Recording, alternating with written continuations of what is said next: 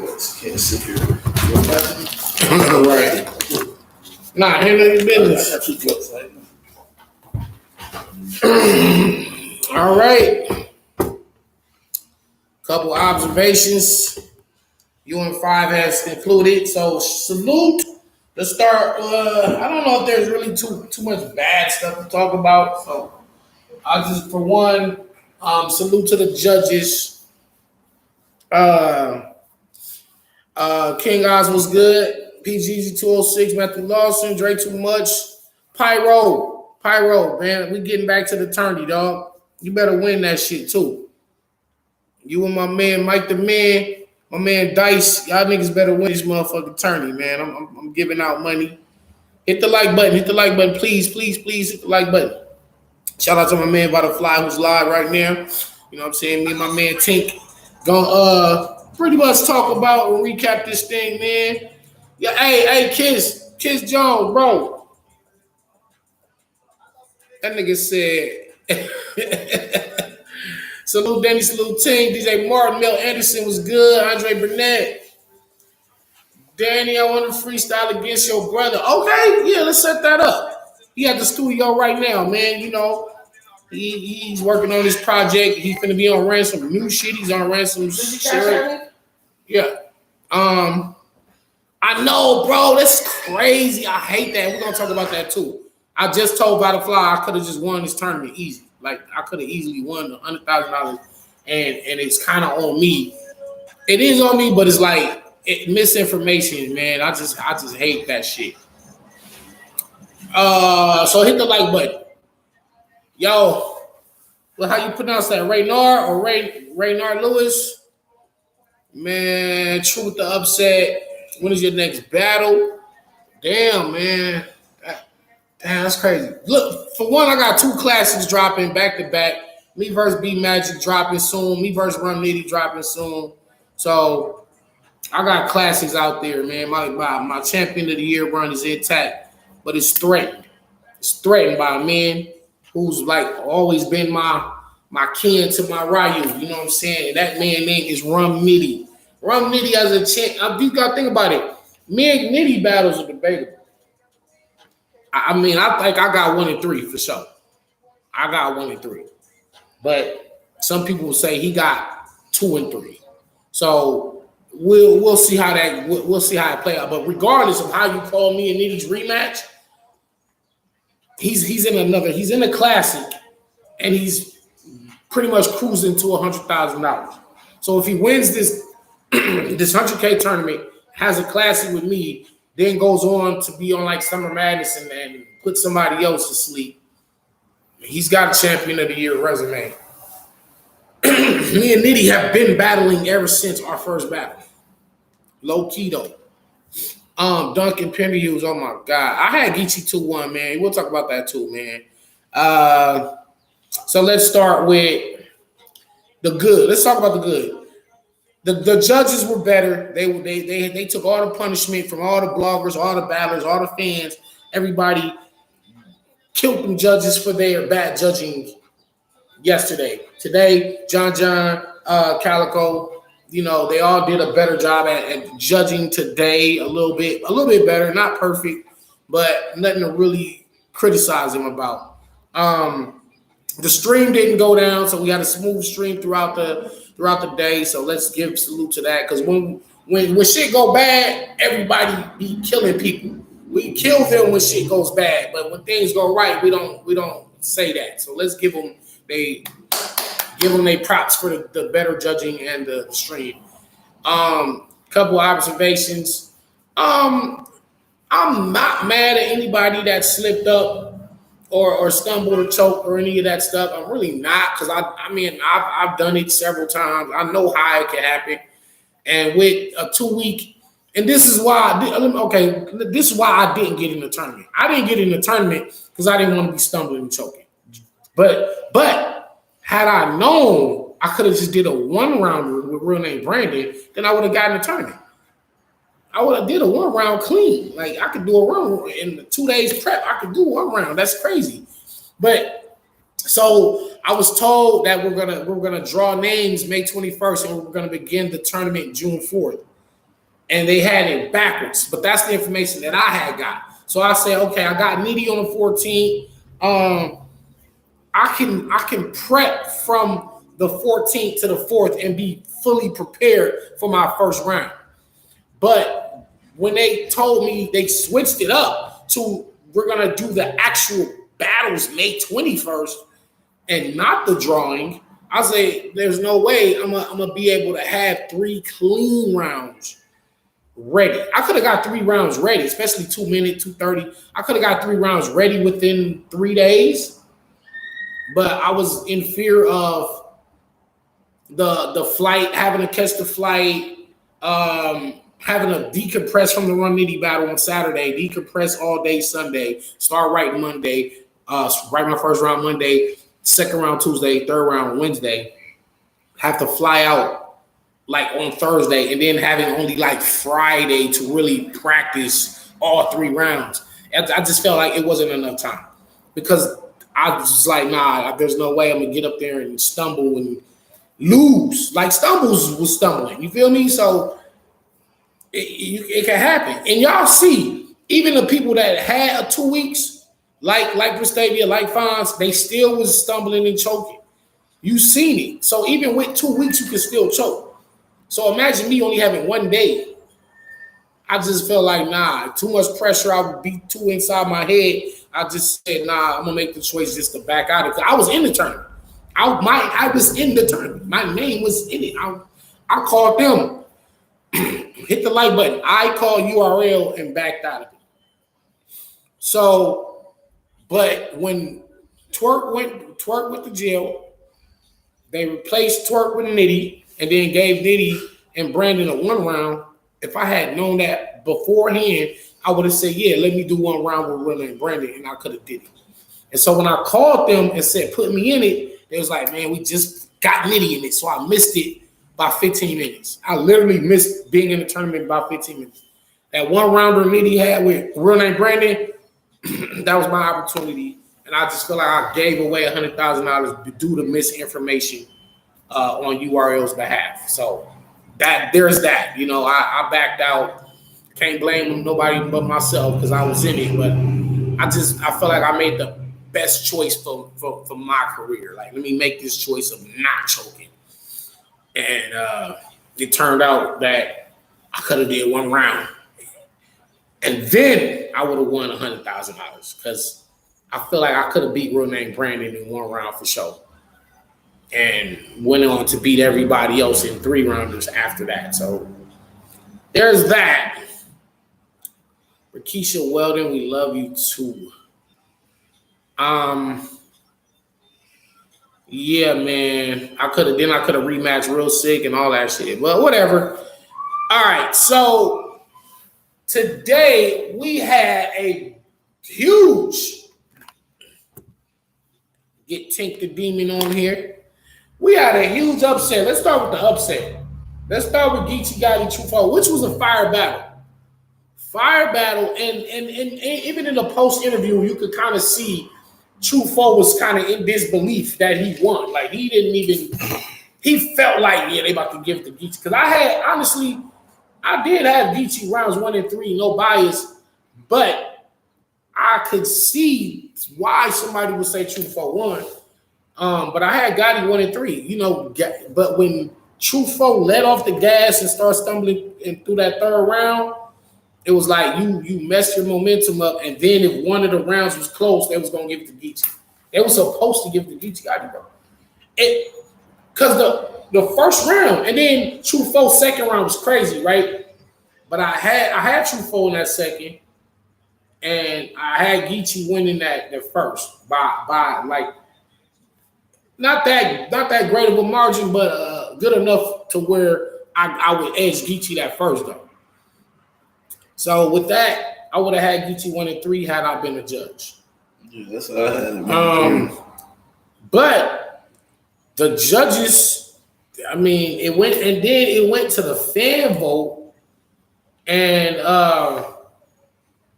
the fans, you know, the 2 judges split. And that's what you guys are for. You guys are to break that tie and Tru Foe got them first 2 rounds, and that's cool. It's not it's not like a robbery in the sense of how we felt like Sheed and Nana was, but it's a more of an upset than a robbery. Like, you know what I'm saying? You can't really say Geechi was robbed. You could just say, I don't know. I don't know. Geechi was rebuttaling, rebuttals was okay. They wasn't that crazy, but they was, it was enough to like, all right, I could give you a half point or a full point for just even attempting to rebuttal. They both was talking some shit, and Tru Foe has some crazy ass bars. Tru Foe has some. I like you know why I'm not mad at Tru Foe? Because even despite his 3rd round slip up, it looked like both of them was rapping for $100,000. Like, they wasn't in there being lazy. They wasn't being, you know what I mean, whack with the bars and trash, recycle shit. Like, both of them men was in there rapping like they was trying to win $100,000. And Tru Foe really looked like the underdog, hungry underdog story. And I think that might have swayed the fans and the judges in seeing the hunger in somebody going against the champion. Geechi would have had 4 belts had he got that decision that I thought he should have gotten. He would have had 4 belts and been a step closer to splitting 100,000 Rum Nitty. So who's Tru Foe's next opponent? Is that Sheed? That's Sheed and Tru Foe going down in the next round. Who do y'all got winning? Okay, Nunga was robbed. Geechi lost. Tru clearly got the first 2 rounds. Okay, and listen, I'm not debating. As y'all can see, I'm not saying Geechi was robbed. I just said it was upset. I never once said Geechi was robbed. In my opinion, I would have had Geechi 1 and 3.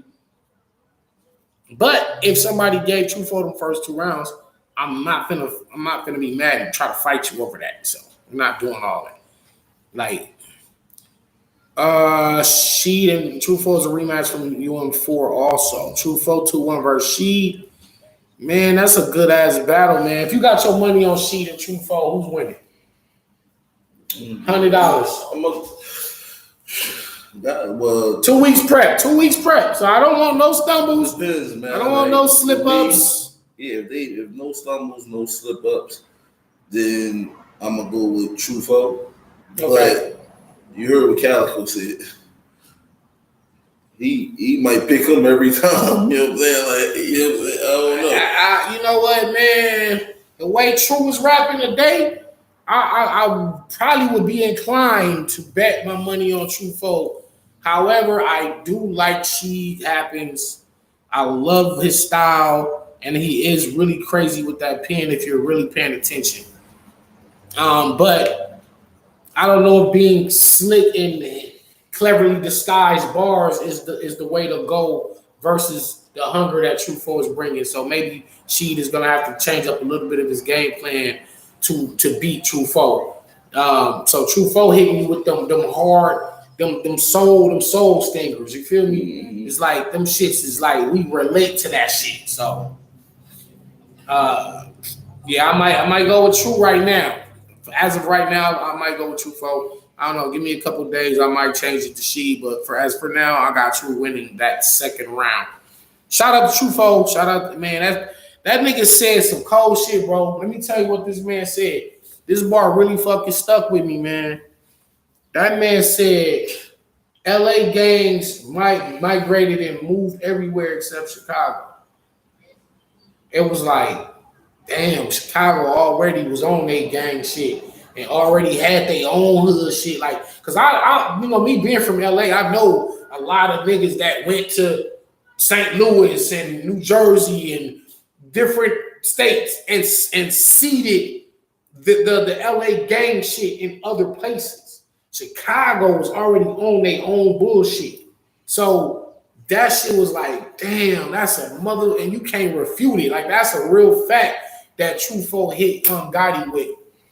It was amazing. That was amazing. If I don't know, I'm not a gang member, but I'm just saying that was powerful bar to use against somebody who uses his gang influence and gang culture. That's how you counter that shit. You counter all it kind of it's like Geechi throws out the gang fireball, the Hadouken, and then Tru Foe hit him, he threw his fireball, and that would stop Geechi's fireball. So all the gang shit is now. And let me tell you something. That is a brilliant strategy because I just okay. What Tru Foe is saying is you're not gonna beat me with this gang talk.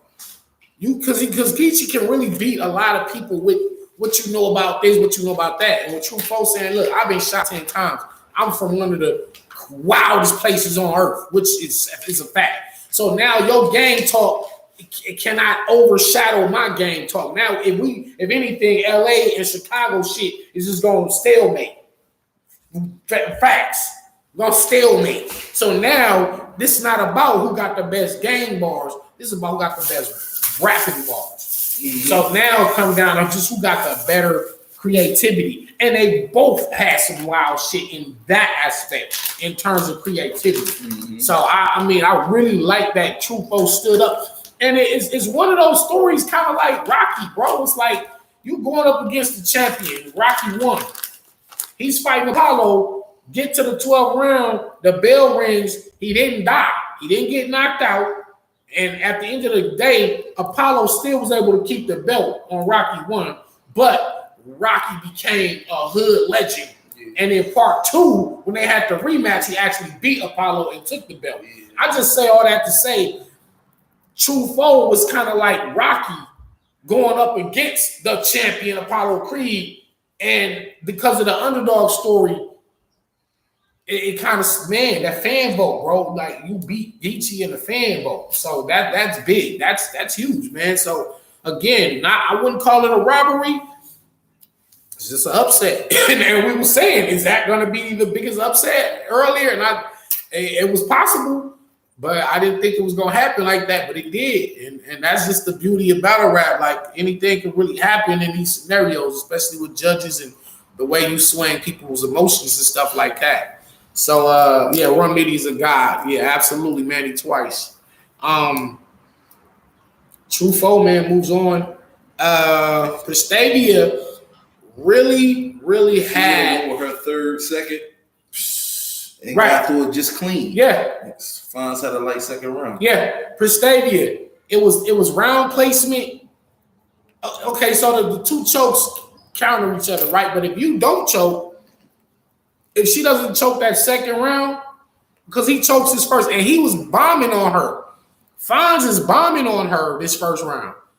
And then he chokes get towards the end. He actually could have just kind of cut his round short and probably had an argument to still win the first. But because you choked and it was a noticeable choke, now she don't even got to get stupid crazy, but she did anyway.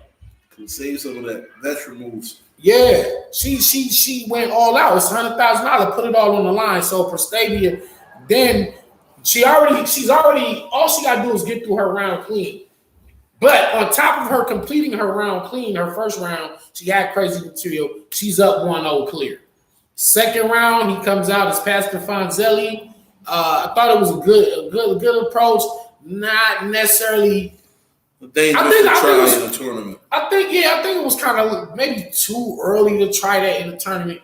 I feel like somebody, like I was telling you, I feel like Jada Nightwing or Charlie Clips could have pulled that off better. Fonz not really known for that, the funny shit and the antics. He's known for them hard-hitting punches, and he kind of gave away. And he still has some cool little moments in that second, but I feel like he kind of gave away that he left it open. He left it open, and if, like you said, all she had to do was switch her second and third. If she would spend her third round second, she wins this battle. That's a fucking fact. Pristavia, if you watching this, all you have to do is spit that third round second and get through it clean. Now you edge out the second round, and then you clearly won the first. Good, leave on. So second round, she choked. Now it's 1-1. And all the judges that gave it to Fonz in that third round. And it was like you were this close to upsetting Fonz, and you kind of shot yourself in the foot by giving up that second round. When somebody dropped their gun in a shootout, you don't wait for them to pick their gun up. You shoot them. He dropped his gun. All you gotta do is shoot. But then you drop your gun. Now y'all scrambling. It's like a movie. Y'all both shooting at each other, drop y'all guns. Damn. And now y'all scrambling to see who get the gun first. And he wound up getting his gun a little bit faster than you and shot you. And that's how that played out. Fuck. Yeah. Yeah, she was all right, nothing special. Really, Fonz had the better material overall, but she still could have won the fucking battle. That's what I'm trying to tell you. Sick flow and delivery is better than Run Nitty, but the bars aren't. And let's just be real there. At the end of the day, this shit's still gonna come down to what's being said. I mean, part of it is how it's being said. Imagine somebody saying something really dope, but it doesn't lead like a nigga rapping. Let's say somebody rapping like Cheetos.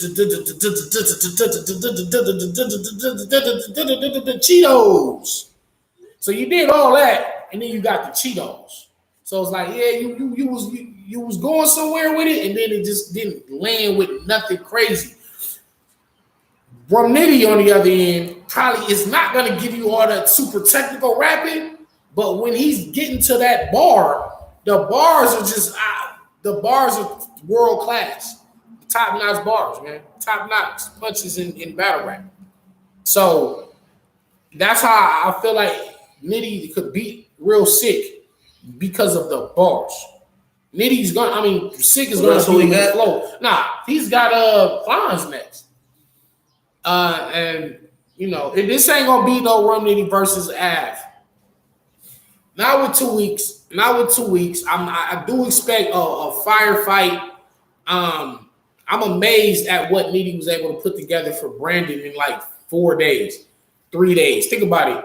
He just battled me in a fucking classic. It was a war. Me and Nitty went to war, round after round. It was that. And so for him to be able to go through all of that and then come up with another ridiculous round for real name Brandon and get it off clean, it's telling me he's the most dangerous man in this tournament, hands down. No doubt about it. Nitty's the most dangerous man in this goddamn tournament, man.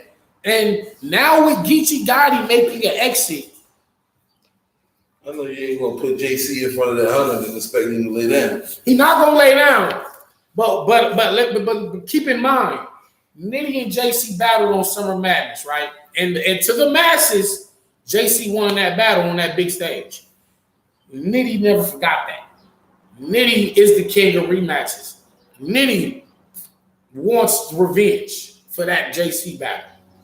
JC not beat Nitty for no 100,000 if it come down to it, bro. I'm telling you right now, dead serious. So, yeah, that's what I'm saying. JC beat Rum. That's what I just said. But in a rematch for 100,000, they said your first was amazing. Yeah, absolutely. All three of my rounds was amazing, but my first was special. His second was special, and then both of our thirds was crazy. So it was like, I feel like me and Nitty come down to what you preferred in that third. But regardless, $100,000. I'm telling y'all right now, Nitty's the most dangerous. He is, to me, the clear shot winner of this tournament as of right now. With the available battlers that are left in the tournament, and I look at all the names that's left. You got Sheed, you got Head Ice, you got JC, you got Fonz, and it's Real Sick, and whoever else. When I look at all those names and I look at Rum Nitty name in there, I can't go against what. Come on, man, I can't go against it, bro. Nitty, listen, watch this. In a one rounder, Nitty kind of showed how many levels he was above against a lot of everybody else in the tournament in one round. Niggas that had 3 rounds. Can y'all keep this real?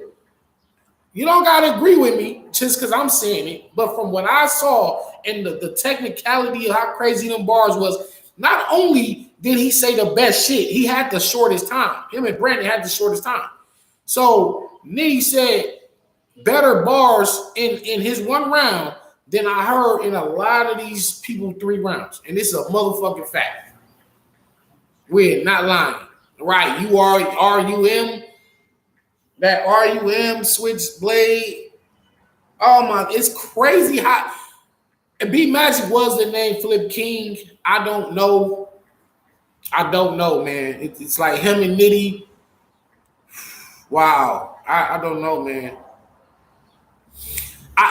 Listen. You 1 round is not 3 round bout. Can't compare. But now watch this though.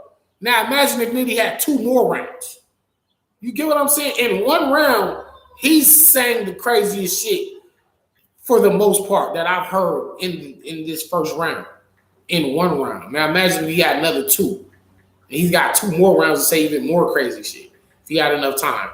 So I'm just saying, Nitty's the clear-cut favorite to win his whole shit. He already was one of the favorites anyway. But now with Geechi making an exit, it kind of clears the path that much more for Rum Nitty to win this whole thing. And if anybody's going to stop him,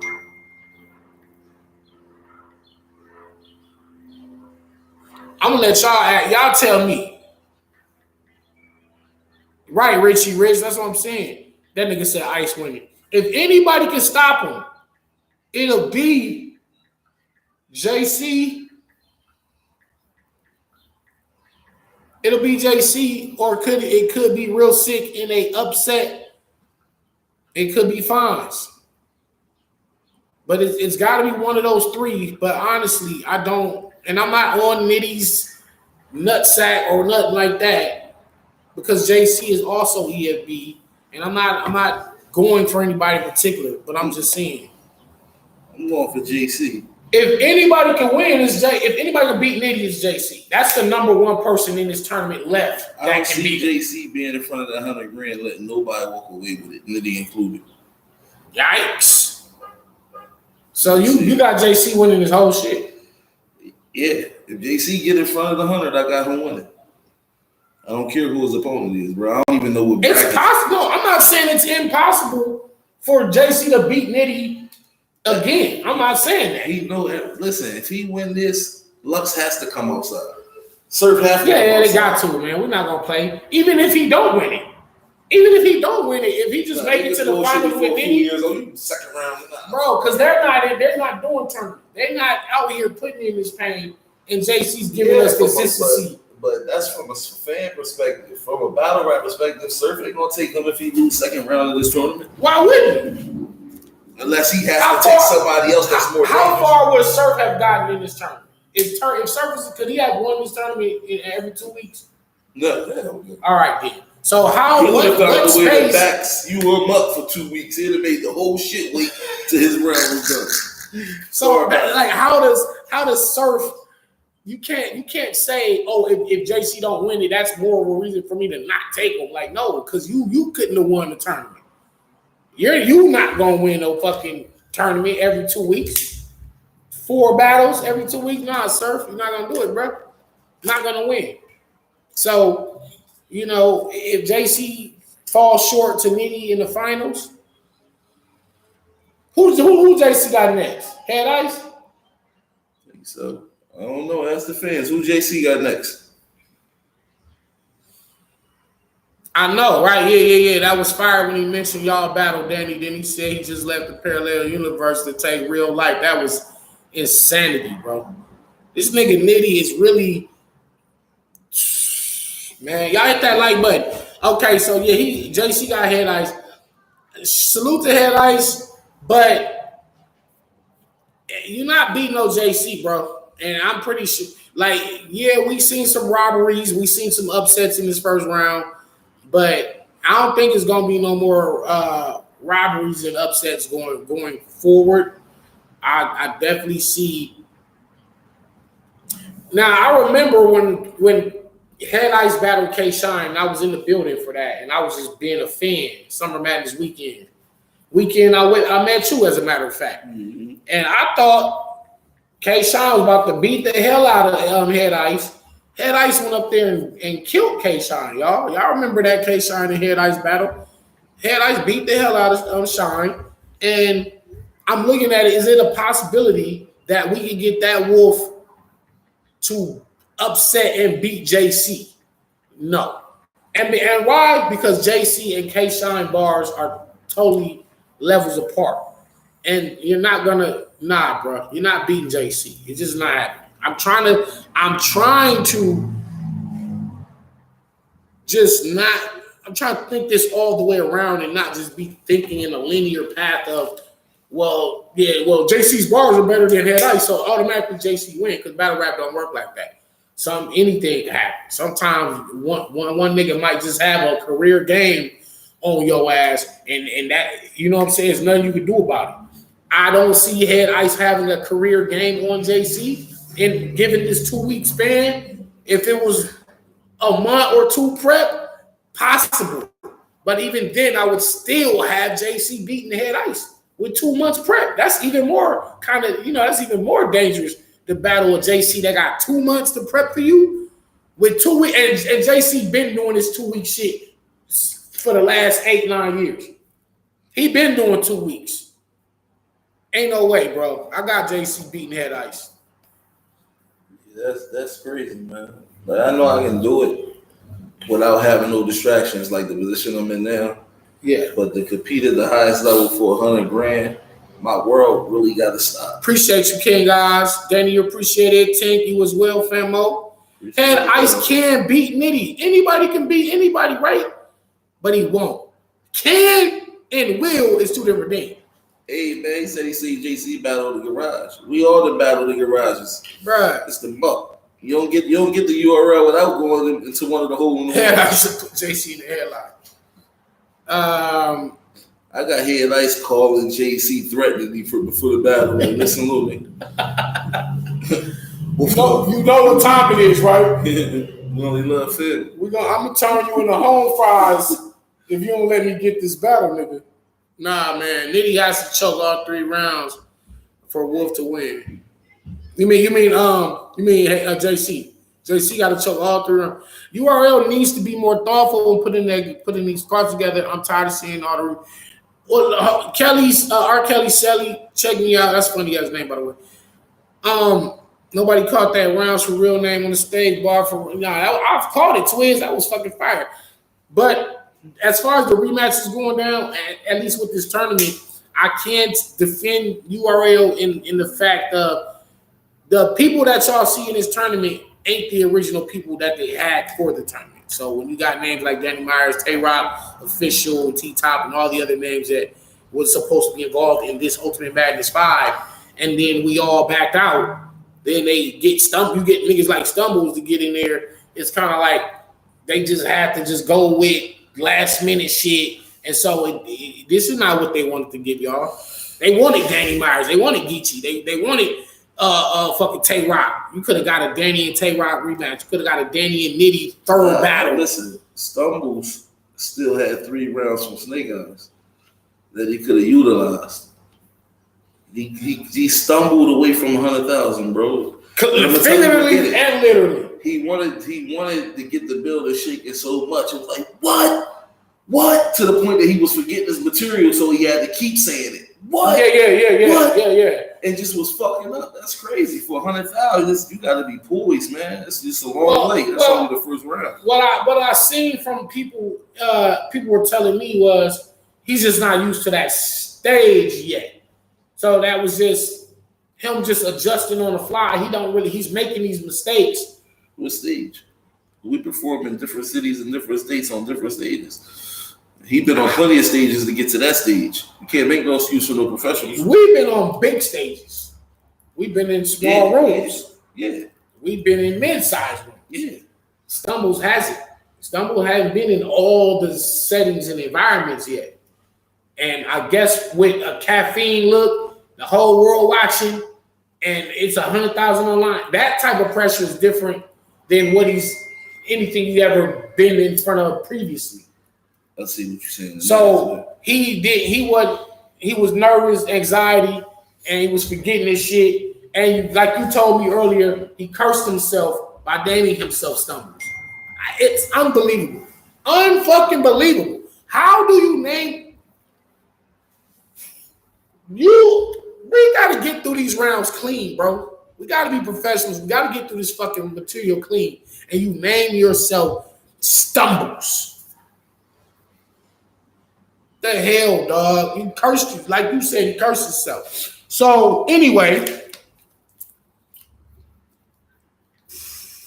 Nitty and JC is what I see. Rematch. That's what I see. I got Nitty. He got JC. Either way it goes, it's EFB.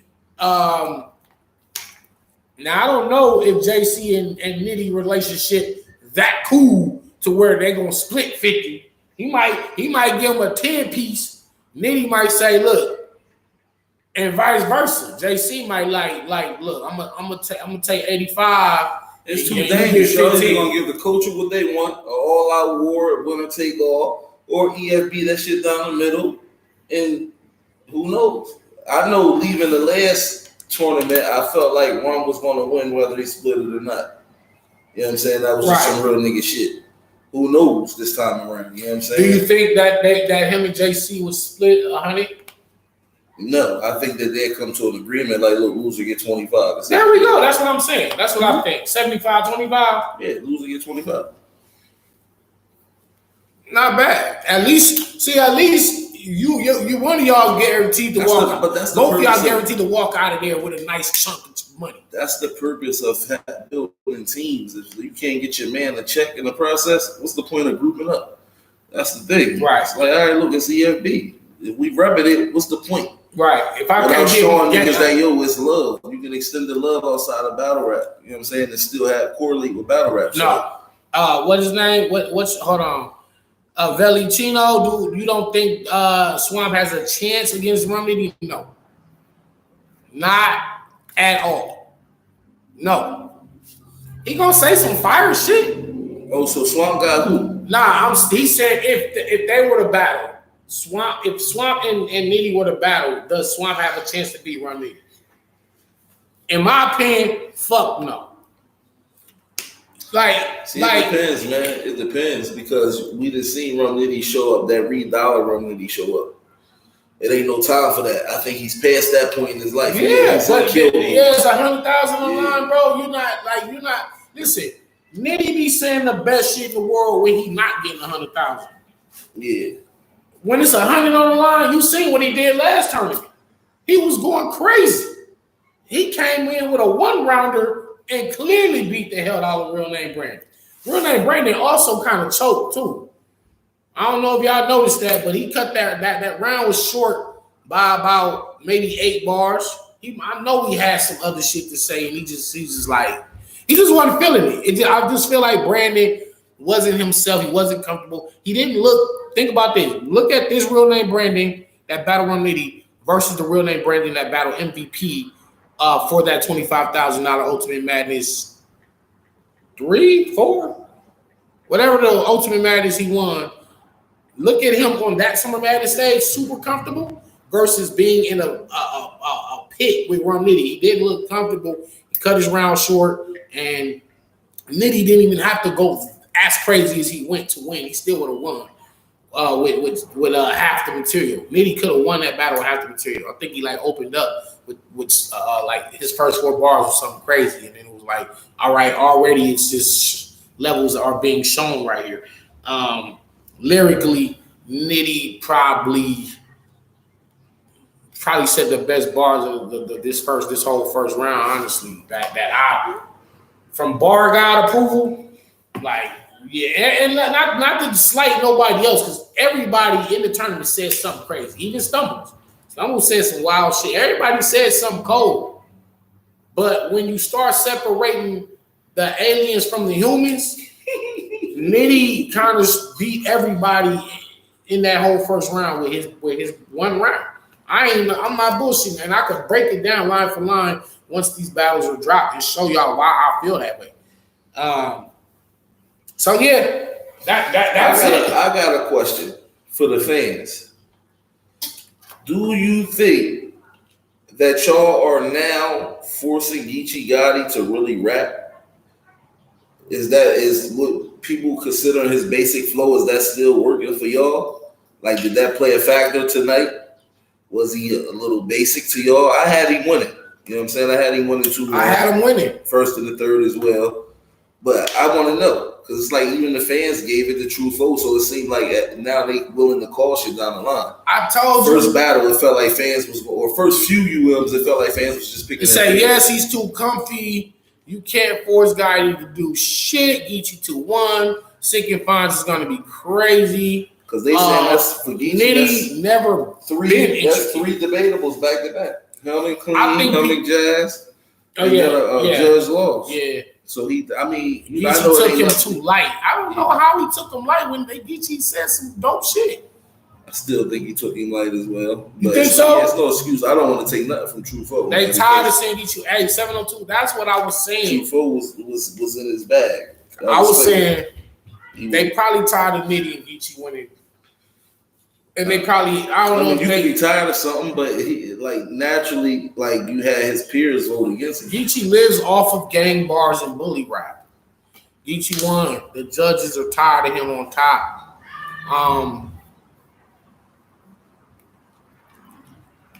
Okay, Geechi not average. I'm hopeful because he is too simple, and all that believability shot is over with. It's like Geechi was robbed, Geechi was light, Geechi not hungry no more. They tired of Geechi getting money, haters. Tru choked in the third, which is true. He did choke. I just feel like Tru Foe negated the gang shit very well. Yeah, it was definitely closer than none she happens battle. Yeah. I think I said, it's shocking to me. You know what I'm saying? Because I did have Geechi winning, but I'm not mad. I don't want to take nothing from Tru Foe. Tru Foe definitely showed that he deserved to be here at the highest level with that performance. He rapped like he was willing to leave it all out there for 100K. I respect that. Somebody said Geechi took it light, and I would have too if I won 3 belts. If I won 150,000 in 3 belts. Geechi was more cleaner throughout the rounds. He was. He probably had some shit I'm gonna say that for him in the second round. I'm gonna say that for him in the second round. So Geechi probably already rolled him off. Never take a battle light. So again, what I come up, my conclusion to this first round is Nitty's the one to beat. Straight up. Him and JC. Him and JC are the 2 strongest threats. Now that Geechi's been eliminated. And Pristavia, she had some bars, but that second round kind of hurt, and it didn't. I don't think this battle boosted her to the atmosphere where I thought it would take her. Because remember, I was saying even if she lost the Fonz, as long as she loses in a firefight, it'll still help her career. This is just experience for it. It's her first time. But I don't think it's gonna boost her to where I thought it would. So she's got more work to do. Pristavia, I tell you all the time, and I told you after our battle, now the sky is the limit for you, but don't rest on a Danny Myers battle. Don't say, I battled Danny, and a lot of people got me beating Danny. So I was like, don't take that shit to the head. You still have work to do, and you're going to be great. You can't lay up and chill and rest up. So just keep working. That's it. That's all you can do. Just keep working. Danny low-key Geechi on a 4-battle losing streak. What would be the 4 battles? It would be Tru Foe, Jazz, Clean Paper, and what was the one before that? You can argue. You can argue for Clean. You can argue for Jazz, and you can argue for Tru Foe. But at the end of the day, though, but check me out, y'all. Battle rap is subjective, and when you're battling when you're battling in the URL and not just the URL, but when you're battling professionally, and you're battling the best people in the world, you're not gonna always get a clear, clean win over a lot of people. It's like I don't think there's just one man that's just running through all the battle rappers and just completely destroying them to where it's not even debatable and no one can beat this one guy. Like that's not happening, and that's not actually possible. You know what I'm saying? So if you got Geechi losing these last 4, the one thing you can say is he still ain't choking. He's coming with rebuttals. He's giving you good battles because him and Tru Foe was a good battle. You know what I mean? Him and Clean Paper was a good battle. Him and Jazz was good. I see a lot of people gave it flack. They really didn't like him and Jazz, but I mean it's an intergender battle. I mean, how crazy do you really want it? Not to say that a man and a woman can't produce a classic, but some of these cards be just themed cards, men versus women. So I don't know, like, if he went to his fullest extent for that battle, because I don't think he did. But again, Geechi is giving you consistency. Taking Danny, yo, Ed. I haven't seen the clean battle yet. That was a good one. And they motherfucking bro. Yeah, that's your bro. This is Nitty year. Yeah, what's up, Brody? Trado, I was just saying that. Like, if you know, Nitty wins this tournament, he had a classic with me, wins this tournament, and then has another good battle, it's putting him in a good position to be in a champion of the year conversation. And the fact that he's looking very dominant and looking very strong. And the fact that a lot of these dudes are. Do you feel like people are ducking Rum Nitty or are they running from him? Because he says that all the time. He's saying, yo, a lot of y'all niggas won't give me. I'm like, but you kind of battle everybody. Yeah, so it's like who? That's what I'm saying. Like, who are the names? Name the names. You battle Surf, battle Twerk, battle DNA. Battle. The only ones is Mook and Lux. And then we can't even just put that on him because I could say Lux ain't coming outside for me. He ain't coming outside for JC. So Lux is kind of like exempt from exempt. Not exempt from like just strictly ducking Nitty because it's like it's a few of us that feel like Lux is not trying to get in the ring. We gotta be grammatically correct as well. So in order to say somebody is ducking Nitty has to be calling somebody out. Who is he calling out? That's what I'm saying. So we got to figure that out. Who have Nitty been calling out that haven't took the battle yet? He battled Hollow. He won't. I know he won't murder Mook and Lux. Light called him out. He agreed to it. He agreed to that. He ain't been ducking. Light ain't ducking him. We all know that. Come on now. Rum versus Verb in August. Yeah, well, if Verb don't take that battle, we could. Daylight. Nitty versus Daylight. Yeah. What about Yeah, but Daylight ain't ducking him. I don't know about Lux and Mook. Danny, you should have showed Rum you were the better puncher. For what? I kind of like. I didn't like even with my Mac Myron battle. You'll see in my third round, I just kind of let off the gas in terms of the punching.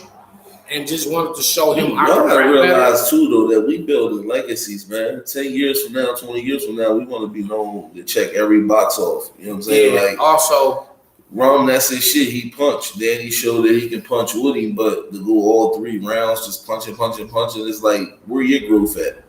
Yeah, you know what I'm saying? Yeah, like, I definitely don't play your opponent game. Yeah, and that's why I didn't do 3 rounds of punching with Rum Nitty. I wanted to show him like I can punch with you. I'm up here with you. I'll let this go and let you have it. And I started building a whole nother, and then even in my third round, you'll see where I just kind of took it somewhere else with the just you'll see my third round versus Nitty's like nobody's rapping on that type of level, bro. Like I'm really let me say this, somewhere else with this rap shit. I really got nobody Daylight, like all trolls aside, I got Daylight betting his whole bag on whoever he want to battle. I got him being that confident in himself. You know what I'm saying? Like, nah, listen, front end and back end, put it to the side. Y'all hold it. Winner take all. That's what a Rump, that's what a Lux, that's what anybody. I got him saying that. I don't got everybody else doing the same thing. I got niggas saying, nah, I want my bread. Fuck you talking about. Right. You know I've also seen Daylight saying he's willing to bet careers. And that's something that I always said too. So, and when he called out all the battle rappers for a career battle, I was the only one that said, let's do it. The winner never battle raps again. I mean, the loser never battle raps again. Sign the contract. Small leagues, big leagues, park, basketball court, never again. And I took the challenge. But, Daylight, Daylight ain't trying to battle me right now. It's like he's avoiding me. He's avoiding me. But anyway, Hollow beat Nitty. I'm not, regardless of who you had, I didn't say he didn't beat him. I didn't like the battle. I didn't like Hollow or Nitty in that battle, to be honest. I thought they kind of rushed that one. Nitty calling out Cassidy. I think Nitty will beat Cassidy. What you think? Can Nitty beat Cassidy? Absolutely. I think he'll beat Cassidy and Cassidy. You know what I mean? When he back Nitty versus Hitman, I think he'll beat Hitman. Like, I want to see. Me and Nitty got our rematch out the way. So now it's like, I want to see Nitty versus Daylight. I don't know who, outside of him and Lux, outside of Daylight and Lux, I don't know who else he can battle. He's battled JC, Iron Solomon, myself, Chilla Jones, Twerk, Danger Zone. He's battled like everybody. I don't know. Starting to run. He's battled T-Top. He's Suge, like he's running out of battles that, make sense. So anyway, I don't want to make this all about Nitty. UM5, $100,000. We did have some good battles. They definitely made a vast improvement over yesterday's stream and just how everything was going yesterday with the judging and the streamings and all that shit. Big improvement in the course of 24 hours, so salute to them. The next round, I got to see the brackets in front of me. Run versus Disaster, Nitty versus None full 3 rounds. What they say, July 11th is known, so they kind of probably already got a card. Is Daylight versus Lux on this card? Is Daylight versus Lux on Summer Madness? If it's not on either one of those, is Drake doing a part 2? Right. Clash of the Century, Danny versus Daylight. Absolutely. Miss Weldon. Absolutely. My dream hurt Geechi. In my dream, I had Tru Foe winning the first round versus Geechi. But they still offering $10,000 to pick it right. They don't even get that up no more, do they? I think let's talk battle rap. Yeah. I don't know if it was 10,000, but I know they had like parlay bet. They had a parlay bet going. Like if you put 5 and bet all the right people, you would have won 300. So listen, all $5. All CMIs. Why you want to see that battle? Why would you want to see Cassidy versus Loaded Lux? Cassidy and Lux. I mean, this shit to me makes sense, man. Why do you want to see Cassidy versus Loaded Lux? Can't see that one, bro, because I would expect them to say Moot. Cassidy and Moot? Yeah, they don't want because they got history. I don't get it, man. Cassidy and Lux, no. I don't want to see it. No. But I would watch it. If they said Cassidy and Lux going down tomorrow, I'm watching. I'm not stopping what I'm doing. Whoever got called me like, yo, you know that shit where you come Lux should be able to beat Cassidy, bro. But Cassidy, with the way he talk, how crazy he talk, he not gonna tell you that Lux is gonna beat him. Cassidy ain't said nobody's beating him. You know what I'm saying? And when I told him, I said, well, hey, you got to get in the ring with me or Rum Nitty. He like, nah. Shout out to Kaz. But, when I told him, look, man, to battles like Freeway, battles like Goods and Arsenal, all that shit is dope. It's cool for the culture, right?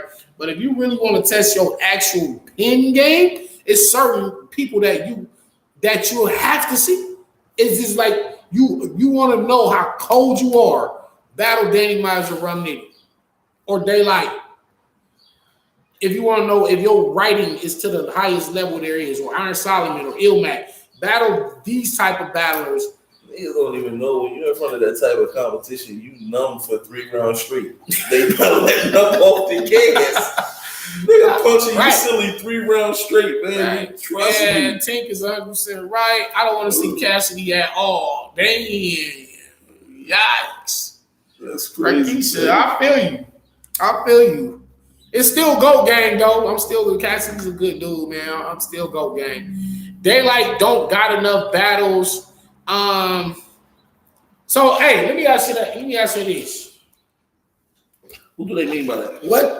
Why Daylight he don't have enough battles? How many battles does he have? Like 30 something, 40? Does he have 40? Do he have enough for Rock? Right. Yeah, did he have enough battles for Tay-Rock? Yeah, he did. If you got enough battles to get Tay-Rock, then you got enough battles for anybody. Think that's how you felt when you battled Danny. I was numb. I already told you. I'm talking about, listen, I was trying to remember my rounds. I already knew I didn't have my shit locked in. He punching me like that. I'm like, bro, get my water.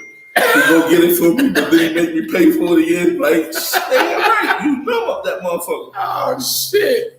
Daylight is reacher. He's not that nice. Yeah, I definitely would expose that. You know what I'm saying? I've always been saying, you know, a lot of shit that Daylight and Nitty say is shit that I wouldn't say, because I just feel like if I say it, it'll be called out as a reach. But when everybody else says certain shit, they can get away with it. So I just be like, I come up with so many crazy bars. Tink will tell you.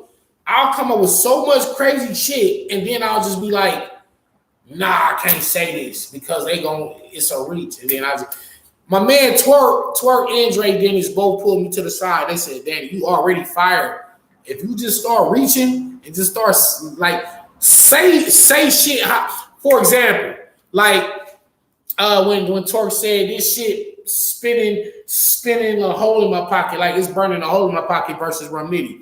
So he said spinning, which is S-P-E-N-D, and then S-P-I-N. So spend with a D, spend. We don't say the D part, though. We don't say spend. We always say you spending my money. So I see what Torque was doing.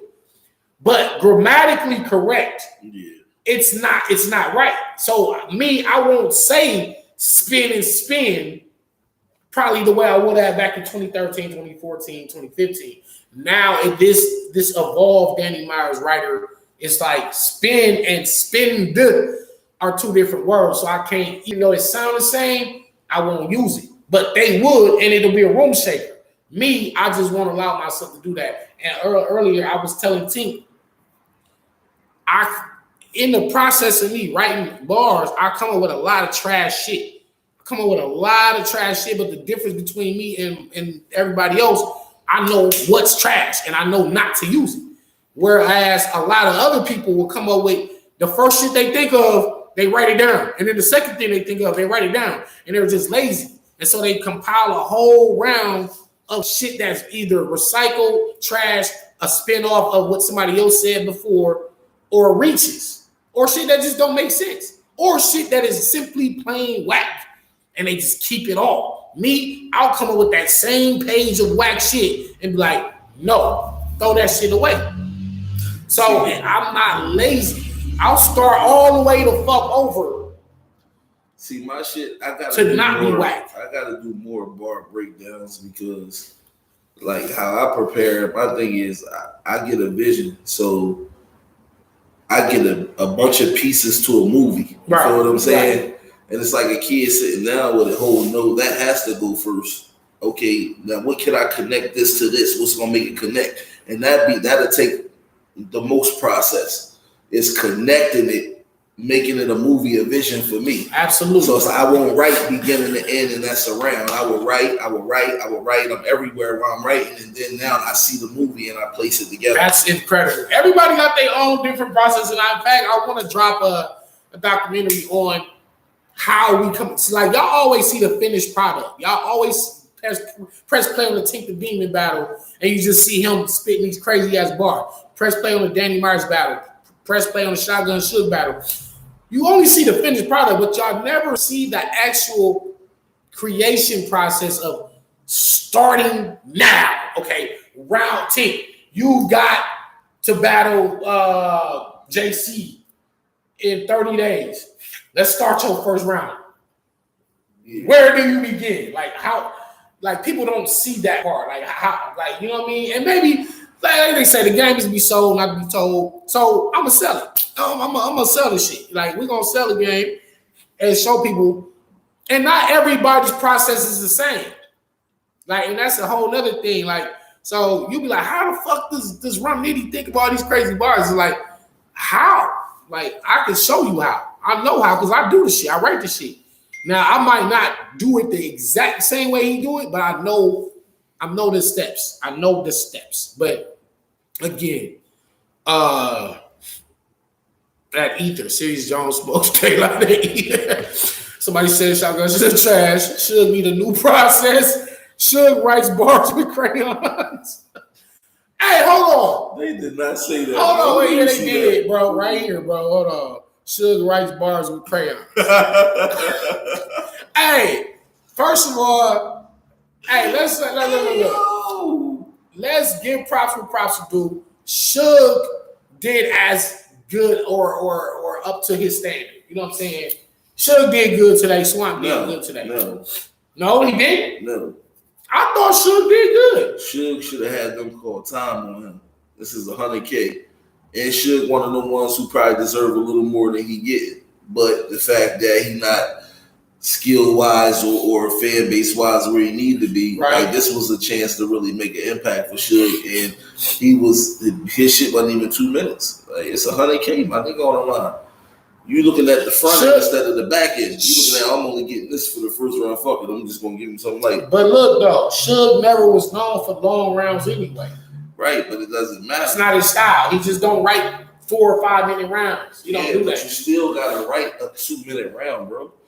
You gotta write a 2 minute round. At least 2 minutes. Yeah, it gotta be 2:30. It's $100K. You gotta be 2:30 and let them call time on. Yeah, they gotta call time.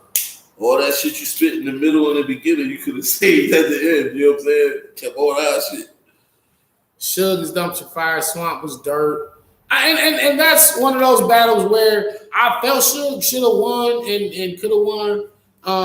But also that was a toss-up battle. Like y'all could just flip a coin and it could go either way. And it went Swamp's way today.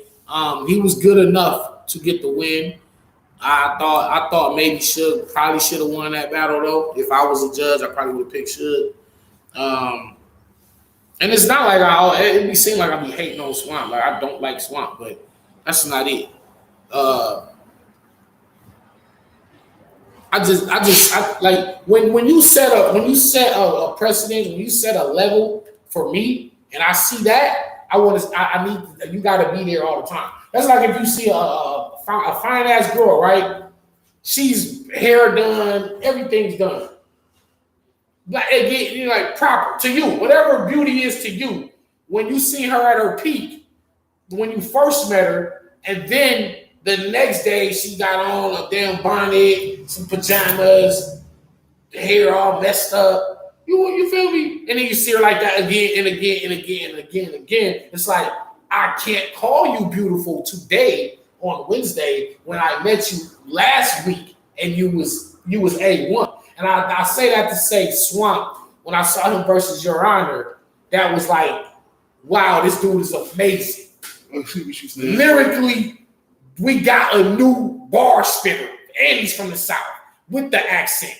So when you set that precedent, and then afterwards, I start seeing you, and I see versus Bad News, and I'm like, that ain't the same guy that I first seen. I felt like he was flawless up until the first UM he got into with ran into Casey. Or no, Kings vs. Queens. No, I was before that. No, to me, he hadn't lost until Kings vs. Queens. No, he might have not have lost, but I mean, in terms of getting the same 3 rounds, the level of 3 rounds that he brought versus Your Honor in that PG, I didn't really see him bring that that same level of creativity and ingenuity in his pen again, kind of since then. So that's why I say I don't really be giving him the props I want to give him because I've seen you better. That's all I be saying about Swamp.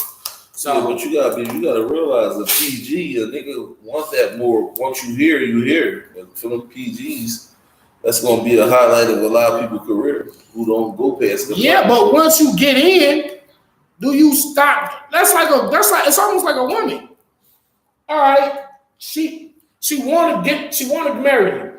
She wanted to marry you. She cooking, cleaning, doing all of everything in the bedroom proper. And now once you marry her, now she's like, I got you. Now I ain't cooking no more. I ain't doing none of that in the bedroom no more because I got what I wanted out of you. So is that what you're saying? Like when a nigga get that PG and he go crazy and it's like, okay, you're welcome into the fold now. Right. And then now you're in. Now it's like, I don't gotta be this crazy no more. When you think you want to go harder to keep the spot you have? Yeah, but what I'm telling you is you've been there before. So, okay, Danny Myers and Ahab. Okay. Then Danny Myers versus, what's the nigga name that you battled in your PG, your first PG? Oh, J Real. So you take that, right, and you say Danny Myers is already looking like he the best in the world. But now he get a chance to prove to what they call the NBA scout that he belonged here. Mm-hmm. That's a different train of thought. Now turning around saying, okay, I got a Kid Chaos or I got drugs. You hear it now. It's a different train of thought. All right, he can't rap with me. These niggas can't fuck with me. It's a different train of thought. But when you got that PG, you know niggas in New York gonna see it. You know people that you potentially want to battle up in the future is going to see it. You know what I'm saying? You want to make that mark. It's different. You know what I'm saying? Like even with the Crucible niggas, like I judge Crucibles. You had people come there and really, spit their heart out, and you just not at that level. Even with the niggas who came in playing around, they already at a level. That's like me in a small league. It's like Tank stop playing, or Tom, or if he do this on the URL, it's like this, the give or take. You know what I'm saying? So I really feel as though once you hear playing it on URL, and you know you ain't going nowhere, you're not going. You tend to give a subpar performance here and there. Straight up. Well, I mean, I never had the mentality of I can come like this battle.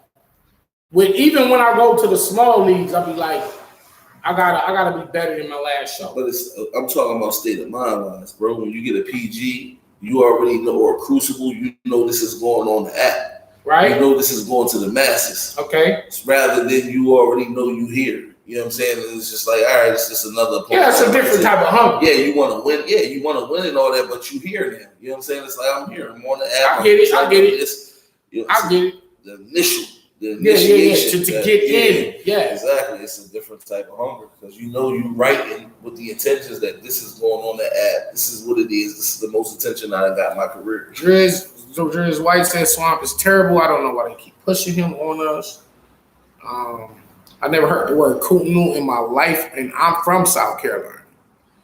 Kootenai. So they call cat or the P word. We call it the P word or vagina or whatever you want to call it.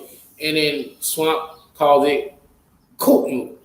Kootenai. Is that Kootenai? Is that what it is? That's what it's called? Yeah, it's like COONT. Coont. Coont. Noont. NOONT. Kootenai. Yikes. I'll stick to my regular word. Okay. Just say cunt. I like Kootenai. Verb used to be cold. And actually he still shows flashes of it. I'm not gonna defend.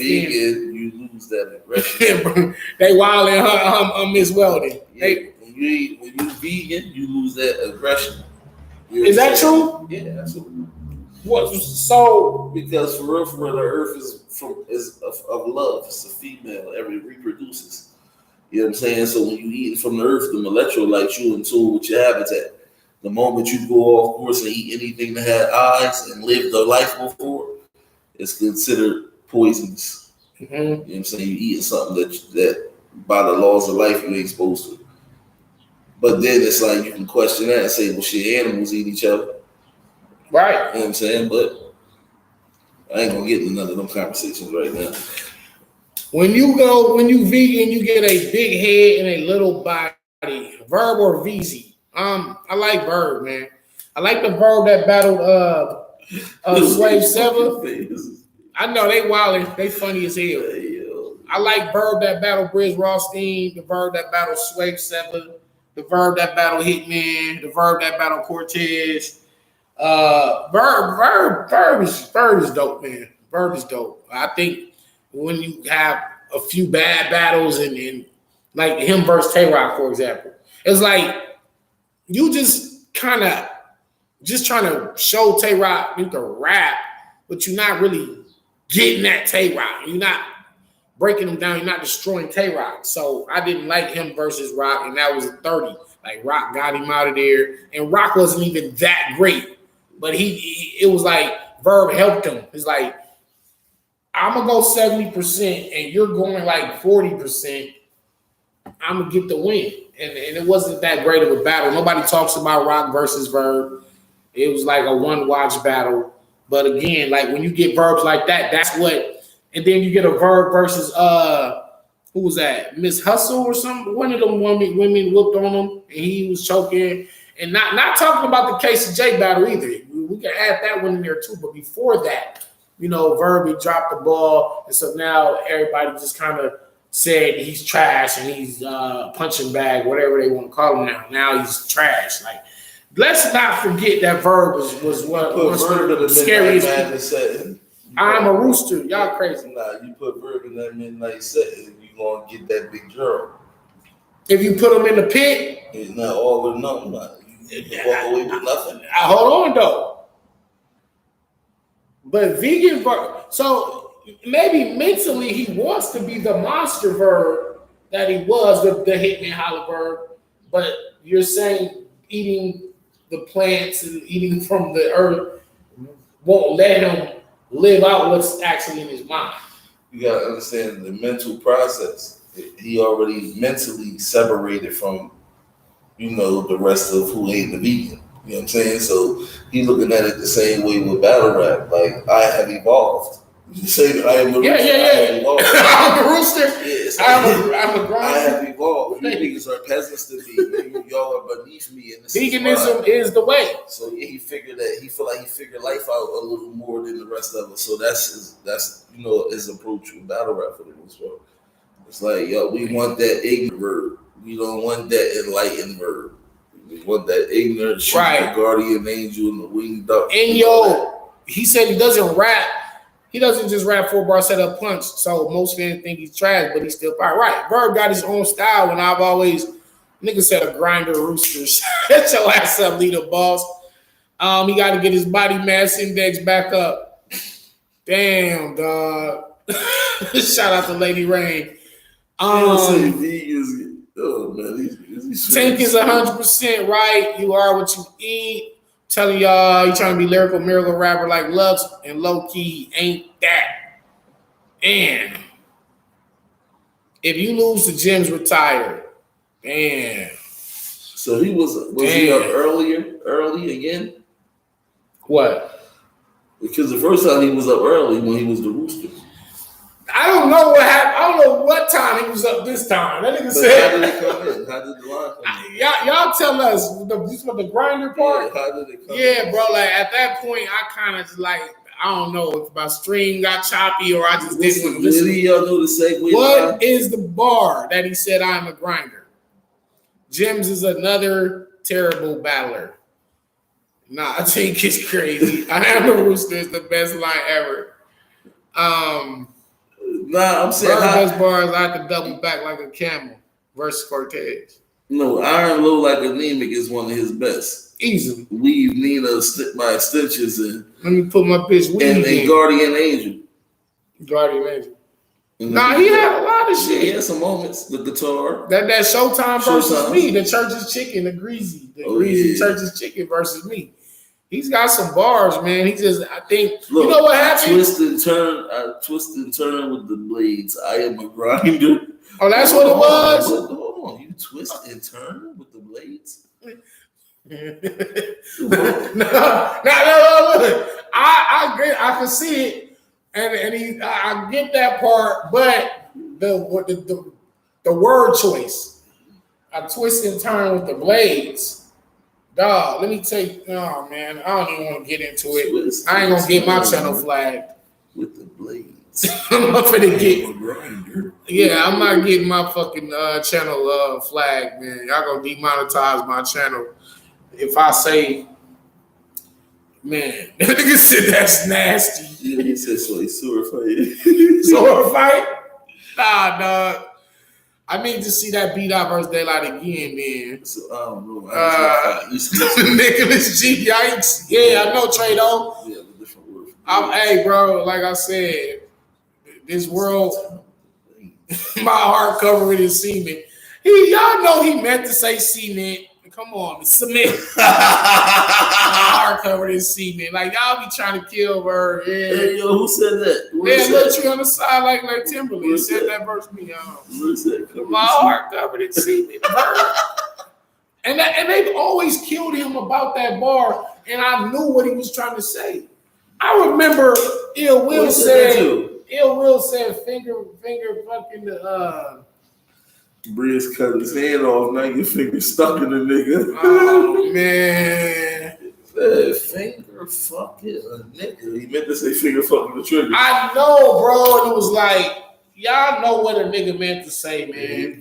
Y'all, you know what? So let him live with that. But in this pause era, know what he meant, probably. In this pause era, though, I can't wait till we get out of this pause era. I want to get back to a day where men can speak freely and not have to say pause. Yeah. Because you know what I meant. You know I didn't mean it in that way, but it's so funny. Like, niggas be taking any little thing. Now, that's why, right? Because right after he did that, he told Briz, he said, send my man out the meter. He said, all he do is fuck. I mean, all she do, yeah, you needed that one. So he almost slipped up again. You know what I'm saying? Shit, man. Tino, thanks for the donation. I'm late, but you the GOAT, Brody. Word. Get it. Because my phone is on. You get it. On my phone. Oh, man. Hold on. Let me call her. I'll call her. I got a long banana prep. Yeah, that's what, like, shit like that, you just can't say. Prep told Ladazay, I got a long banana. Prep said a lot of shit. Yeah, he said a lot Pray of for him. I'm glad that, and they hit me. Yes, babe. We live right now. Yes. I want to see Prep versus J2. Yeah. Prep versus J2. You already out there? Prep versus J2. Oh man. Midnight Madness. Well, get on the jet ski. Want to take off? Oh, these niggas is wilding. Now, y'all just be being funny in the comments. You getting on the jet skis? Go get. I see. Go get on the jet ski. Hey yo, look at him though, bro. Y'all niggas is stupid. Hey, it's all good, man. Hey yo, y'all funny as hell. I battle jet. Hold on. Babe, don't get on the jet ski and call me when you on the jet ski. Hey, yo, I gotta start doing this, man. I did not know the fans was this funny, man. Oh, they're ridiculous. They're freaking ridiculous. Hey, yo, I got to start tapping into this shit, man. This shit is crazy. I said call me when you get on the jet ski. Just I'll call you in a second. When are you getting on there? Man, what do you put on the floor for J2 versus Prep? Oh. All right, look, shut up. I love you. You're gonna be fucked up. Hold on. You said Prep versus J. Man. Hey, yo. That nigga, nah. Hey, come on, Dreads. This is a family show, man. It's a family show, man. I battle J2. J2 got bars. I don't like, as far as like the way he lives his life, that's not my business. I don't judge nobody. Now, as far as this, y'all niggas talking about y'all being funny, talking about Prep versus J2 in the Midnight Madness. Niggas said, what did you put on the floor? I heard y'all. What money? Nigga, you put money on the floor. What else though? That's it. What else are you supposed to put on the floor? No, you know what I'm saying? Well, nah. The nigga said a long banana. Hey, y'all, this is a family show. Y'all not gonna get my channel flagged. Fred versus J2 is nasty. How did we even get on this? I just wish we get back to an era where we could speak freely and not have to say shit like pause. I hate when Cameron and them was doing that shit back in 02, 03. I was like, I just hope this is just a passing fade. And I was like, man, West Coast niggas don't even say pause. Like, we say what the fuck we want to see. And then then some shit do be out of line. You know, some shit be out of line. So how did this word come about? What word? Glizzies. That's the way Ace Amin told me, that's like hot dogs. But why? I don't know. First of all, it's a Maryland thing. It's a Maryland thing. It originated in Maryland. That Ace Amin told me they call hot dogs glizzies. And in Maryland, or where they from, as a man, you cannot get caught grabbing the hot dog and eating the hot dog. You can't get caught putting a hot dog. The glizzy, so you can't put it in your mouth. Look both ways before you pause. I'm like, listen, crazy, bro. Listen. He said that and the ice cream, the big sticks. Pause. See, fuck, man. They call big sticks out here. Oh man. Pause that. No, fuck that. Fuck that. Anyway, shut up, right? Yeah, nigga said shut up. Nigga said that's enough. But anyway, anything elongated, you have to chop it up into you have to chop it up. Even hot dogs, chop it up, and then they eat them in tiny portions. That's the way it was explained. Or you have to do it in your house and no other man is around to watch. So I was like, y'all taking that shit way too far, bro. Like in Cali, you go to a Dodgers game, niggas got hot dogs in their hands. It ain't on the song right now. When I did eat hot dogs, I cut them, split them, and fry them. For real? Yeah, I'm not eating that. I eat them on bread. Sandwich. Why? Because, so it's like, all right, so say back in the day when you got your brothers and sisters, you know it's only 8 hot dogs in the pack on certain joints. Right. So you got to split them 2 hot dogs a piece. Okay. So I want 4 pieces of bread instead of just 2 hot dogs curled on, bread curled on hot dog. I split it. No Slim Jims.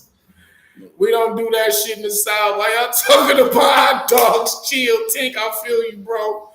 Facts, pause, and some New York shit. Yeah, it didn't even come out to the West Coast until like years later. Like pause was already a big thing over on the East Coast. And the West Coast niggas didn't say that. We just talk like men. And I remember Jada Kiss said some with no promo, and a real man shouldn't have to say no homo, because no homo was before the pause era. Well, during the pause era, it was like no homo. It was pause and no homo, and then with the way things are today, politically correct terms and gender rights and gender and all that stuff, then it's like you can't even say that no more without offending certain groups of people. So it's like the no homo part turned into just straight pause only. So I don't know, man. Like this world is crazy. This world is crazy. Nigga said Cameron started it. Man, it's hot dog science now. Stop it. Oh man, I don't know. I'm just saying. He said when you hear no homo, you know you're about to hear the weirdest shit ever. Man, anyway, I don't know how we go from Ultimate Madness to hot dogs, but that's just the nature of conversation, right? Can't even speak about an eggplant. The nigga said, Prep says the league done put me in a pickle against J2. Everybody automatically loses. Banana peppers over pickles. Right. I fuck with banana peppers over pickles. I don't like, nah, man. We ain't getting I got that low key being a classic. Prep and J2? Bar for bar, yeah. As long as neither one of them say no out of line shit. I got J2 violating Prep. But I got Prep fighting back. I just got J2 having a more interesting angles. Pyro, definitely Monday. Not this. Today is Sunday. Not this month. Not tomorrow, but Monday. I'm giving everybody a week prep and week prep J2 bars. Mm-hmm. Y'all got a week, and everybody will be contacted definitely in the morning as far as all the details that y'all need. But y'all got 7 days. You got 7 days to get in the ring. That's a bar horror movie shit. 7 days ring. J2 he got bars for real. Damn, don't ask for 2 glizzies with 1 blunt and extra mayo. Nah, bro, we not doing all that, man. Nah, bro. Oh, man. No, sir. No glizzies. Tay-Rock will come out versus J2. It depends on which prep show. These niggas are stupid, dog. Ultimate Madness. I need y'all to give me the winner. Who is winning it all? Besides Nitty and JC, do y'all have anybody else that you can foresee that can be the dark horse now? Because my dark horse was none. The favorite was Geechi and Nitty. JC. Those were the top 3, and then none, and then Fonz. Now it look like it. Okay, is Nitty and Fonz next round? I think that is. I don't know. Can Nitty beat? Who's the next matchups? Can somebody post it? That nigga said Fonz. He got Fonz. Sick is the dark horse. Now he is. Darren, you're a legend. Appreciate it. Sick, but he has to pick it up with the real talk. JC or nobody else. Sick versus Fonz. Is that the next battle? I'm asking them to post what's left of the I don't know. I don't know. Yeah, I don't. I gotta have it. Fonz versus Sick. Swamp and Nitty next. Swamp and Nitty? What? I thought it was Nitty and Fonz next. I think they might be on the opposite sides. No, because they battled today. They was on the same side. Yeah, they was on the same side. The thing is, Sick is one of the only ones who hasn't stumbled or anything. Rum versus Swamp. Okay. I got Rum winning that. Fonz versus Swamp. Jay-Z versus Head Ice. She versus Tru Foe. She lost. Fonz got more showmanship than Rum and Jay-Z. So is she versus Tru Foe? Yeah, I got Tru Foe winning. It's JC versus Head Ice. JC winning. And it's what? Rum and Swamp or Fonz and Swamp? And we missing one. Yeah, we are missing one. Who we missing? Fonz can't be battling both of them. Okay, Rum and Swamp, and I got Rum. Watching Battle Diz was in my pen, the epitome of battle rap is. So thank you for energy and passion. Thank you, Mark Pearson. Who do Fonz? It's Fonz and Real Sick. You know what, man? I'm gonna go with Real Sick on that one. And considering that Fonz wasn't super clean. Yeah, but that was 11 days. He gonna have 3 extra days. I'm going with Real Sick over Fonz. I'm going with Fonz. You're going to punch him out of there. You're going to do the real and then the sick. Going to do like 10. Too many Real Sick for it's easy to prepare. And then Real Sick says, you got to have more than that. And he said, I'm getting real sick of this shit. Head Ice versus retirement. I know Sick definitely won by default. Definitely Sick 2-1, Sick 2-1. Yeah, so I would have Real Sick. Stumbles had some shit, bro. No, he had bars. He had some crazy bars that was pretty dope. But it's just again, it's about execution, especially in the tournament setting. That it really counts. That was the main reason why I backed out of the tournament, because I felt like I wasn't gonna be able to execute as clean as I needed to be. So I was like, rather than me just get in, embarrass myself, and choke and stumble, but only get like 2 days prep of memorizing 3 rounds, I'm not gonna risk it. So what if you would have got stumbles? I still would have stumbled. Like we both would have been stumbling, and then that's a bad look. Like, but you know, I know I could beat him. You got to stumble better. Nah, I could have beat stumbles for sure. I would beat everybody in the fucking tournament. You know what I mean? Even if I had to battle Nitty for a 3rd time, I'm not losing for $100,000, bro.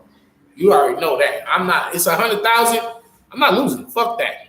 They would have just had to ride me. Like that's straight up. Rankings Discord. Oh, salute for sure. Gio. Stumble low key wasn't bad. Better than expected. Yeah, I think he was better than what I expected. It's just, again, it's about execution.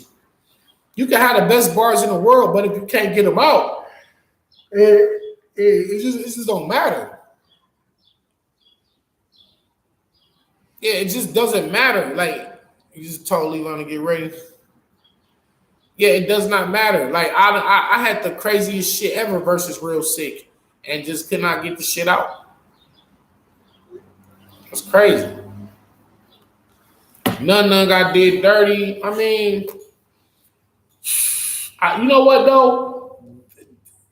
The silver lining to that is it made the world really put the focus on the judges, and they sharpened and shaped up a lot today. Even Calico, who tweeted out that you think I'm gonna watch these niggas sober, he actually came sober.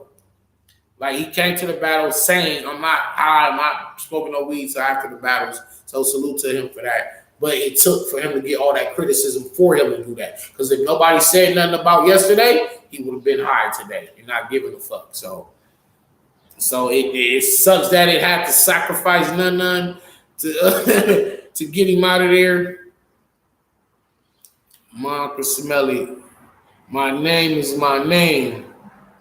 Battle rappers should not be judges. But I don't know if that's true, because I think I could have did a good job at judging, being fair. I think Iron Solomon would be a good judge. I think Daylight would be a good judge. You know what I'm saying?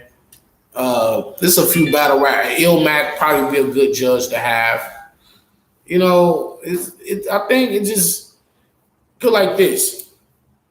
Just because you do something professional don't mean you will be a professional at judging it.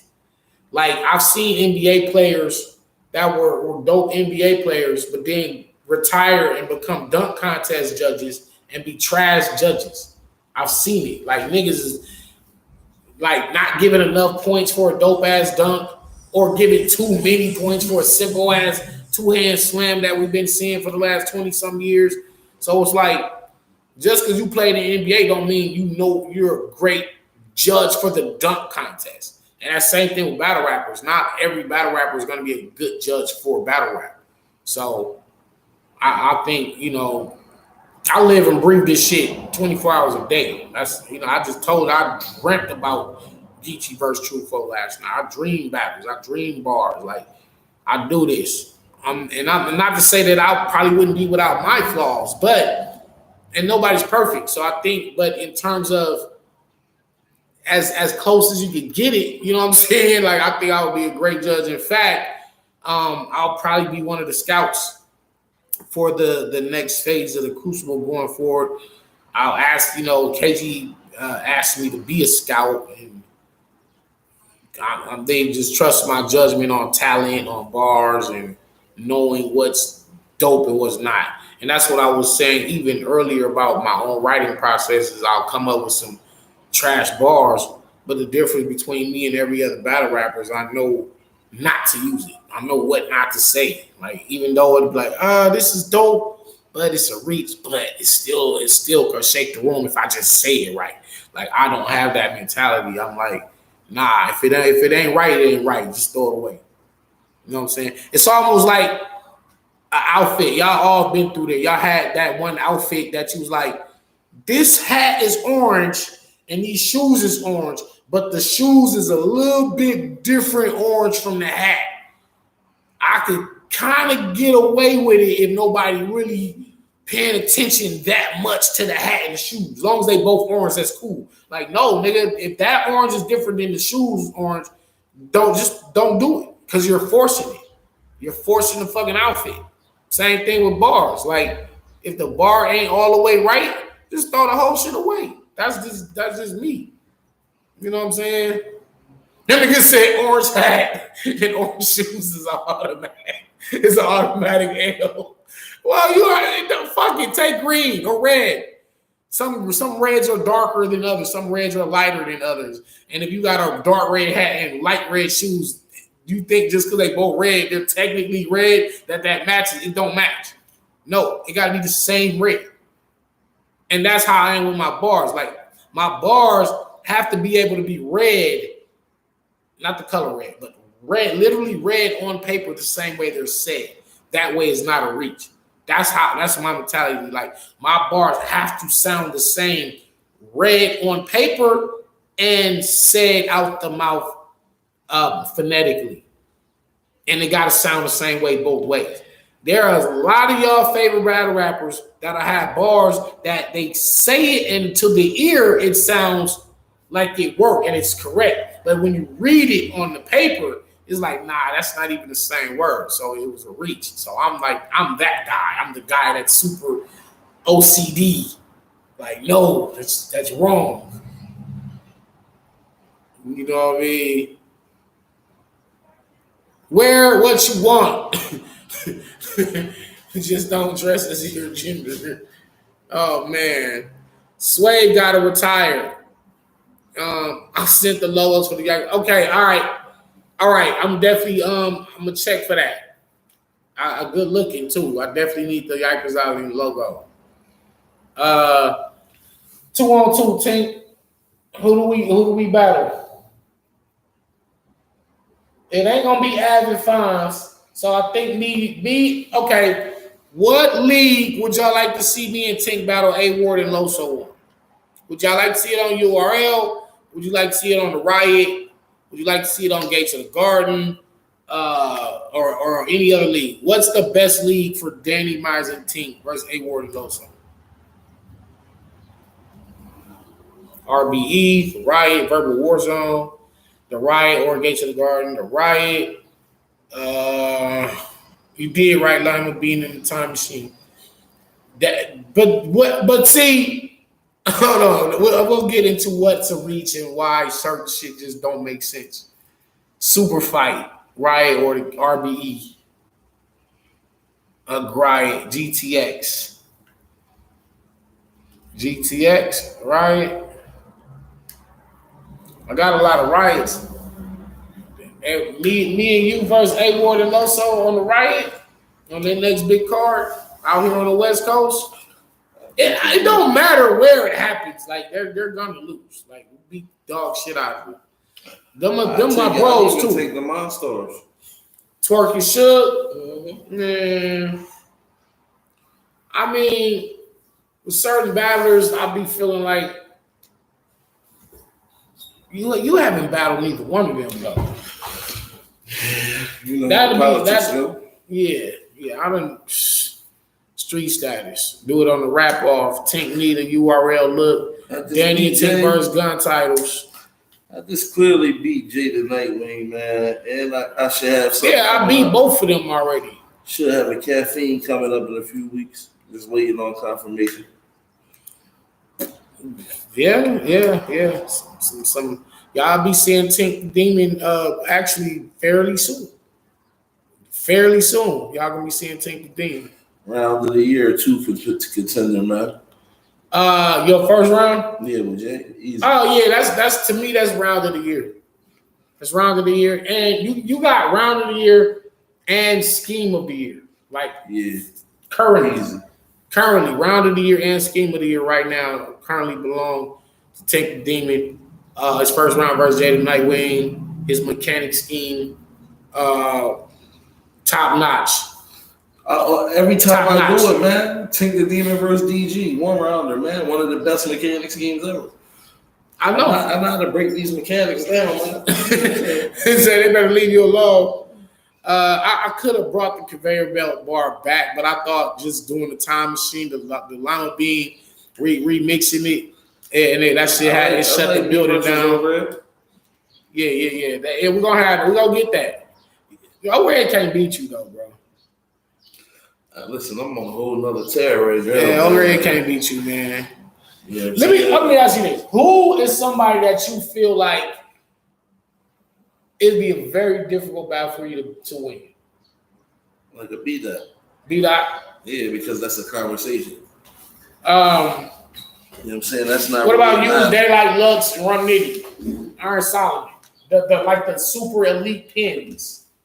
Your pin versus theirs. I feel like either way, it's gonna be a classic because I'm gonna shock the culture. They haven't seen me take my pen to that level yet. Right. So it's like I take it in a weird way. You know what I'm saying? So it's just like when you hear me say shit like, you ever been in a house full of people but you the only person? Right. Like that shit, like my pen. Yeah, that's fucks with your brain, like little shit like that. Yeah, my pen can get retarded if I have to go there with somebody. Who is the toughest one out of Nitty, Ilmac, Daylight, Lux, Iron Solid? If they all taking me dead serious, I'm gonna always say Daylight first. Is the toughest battle? Yeah. Daylight, to me, it's like he accessed 0.1 or 0.001% more than the rest of us sometimes. What about Ilmac? You don't think Ilmac is dangerous? See, this is the thing. I'm a person that I don't believe in following nobody's footsteps. So I would have to beat Daylight in a way somebody hasn't beat him. Like without the Diddy angles, without the antics, the gay shit, like really respect him in the culture to rap with him. You know what I'm saying? Like I feel as though I've been seeing everybody on an off night unexpectedly. When Daylight is on an off night, we know he coming to play games. He got antics and more shit. But when I see him versus like Tay-Rock, and he calling Nitty out, he calling people out. He want the Lux battle. It's like, you know, he ain't coming to play no games. You know what I'm saying? So with me, I feel like that would be my, my hardest competition if taken serious at 100%. You know what I'm saying? Because my pen will really have to go there, but in my context and texture of what I want to talk about. You know what I'm saying? As far as everybody else is like Nitty, I can choose the punch, talk my shit. It's about who entertained the most. You know what I'm saying? With most of them other battles, I feel like I would be more entertaining than Lux. Damn. And that's interesting because Lux is kind of known for entertaining as well, not just the pen. You say he bring out the casket. He comes as like black karate guy versus Arsenal. He's the Black Panther versus Hollow Don. He brings the entertainment. Yeah, but also Lux is also in that great area right now where they making him rap. You got to come out with rap. Yeah, and you know why they making Lux rap is because that's what you're really known for, and you're like known as the best out of all the writers. You're the best, and it's like you got to show to prove that. Yeah. Not when it's guys like Dave Myers and Run Nitty every 2 weeks bringing like incredible rounds that niggas never heard before. Verb, you gotta get back to the stakes, brother. Yeah, but as far as them, like I just think that like you versus B Magic, Iron Solomon, one of them as well. So like he ain't to be played with. Pause. Hell no. You know what I'm saying? He one of the ones. Tink can't beat DNA. Hey man, I like that energy, man. But me and DNA, when that conversation come, or when the time come, I feel as though y'all will see how dangerous I am. We lining it up right now. And did I beat Nitty? Yes. Hold on, one moment. Yeah, go ahead, bro. Yeah, did I beat Nitty? Yes. In my opinion, Danny rounds 1 and 3. For sure. I'm not guessing or saying nah, bro. And if you ask Nitty gonna tell you he won as well. So I just gotta, if you asked me, so I just told you I won in my opinion. But all of that shit always comes down to me. I'm glad y'all know Iron is not a joke. Nah, nobody said he ever was. I tell you what, after that Murder Mook battle, it was like, damn, Iron Solomon, you came back after being off for some years, and this is what you brought, and it was like, nah, he trash, bro. You gotta readjust. And after that Mook battle, Iron came back with a vengeance and gave many crazy battles. Him and Disaster, him and Nitty, him and O-Red, just it's a few other battles, but Iron's been on a streak of great battles, whether he felt he won or lost. He beat T-Top. T-Top was talking about him having one ball the whole battle. That shit was a bad angle. I didn't like that shit. Nigga, like, you got one nut and all this shit. It's like, bro, who cares? Like, that's not a good angle. Nigga, leave. Stop worrying about what's down there and worry about what's up in here. And so Iron beat him. Iron and JC actually had a crazy battle. It was at Summer Madness 7 in Vegas. That was down for that. I ain't even on these battles. Yeah, JC Iron Solomon had a crazy battle next. In fact, they're the ones that saved that card because Tay Rock and Hitman wasn't bro. That wasn't That wasn't it. Nah, man. I was in the building for that shit. Iron top 10, his pen is ridiculous. Iron 30 Daylight. Did he? Damn. Would you battle Charlie again? I'm not. I beat Charlie Clips the first time. And I'm not really into the rematch thing. I only wanted to rematch Nitty because of just the level of progress that we both made. And we both kind of like really sparked our careers off from that battle. As far as Charlie Clips didn't necessarily get better. He just got back to being great again. He was always great. He was always great. And then he had a little fall-off period. And then the last 8 battles in a row, he's been showing people that he's dead serious about his craft. And he's like not losing no battles. So it's like, so by the way, who did y'all have? Geechi or Clips? Let me know. Who won that battle?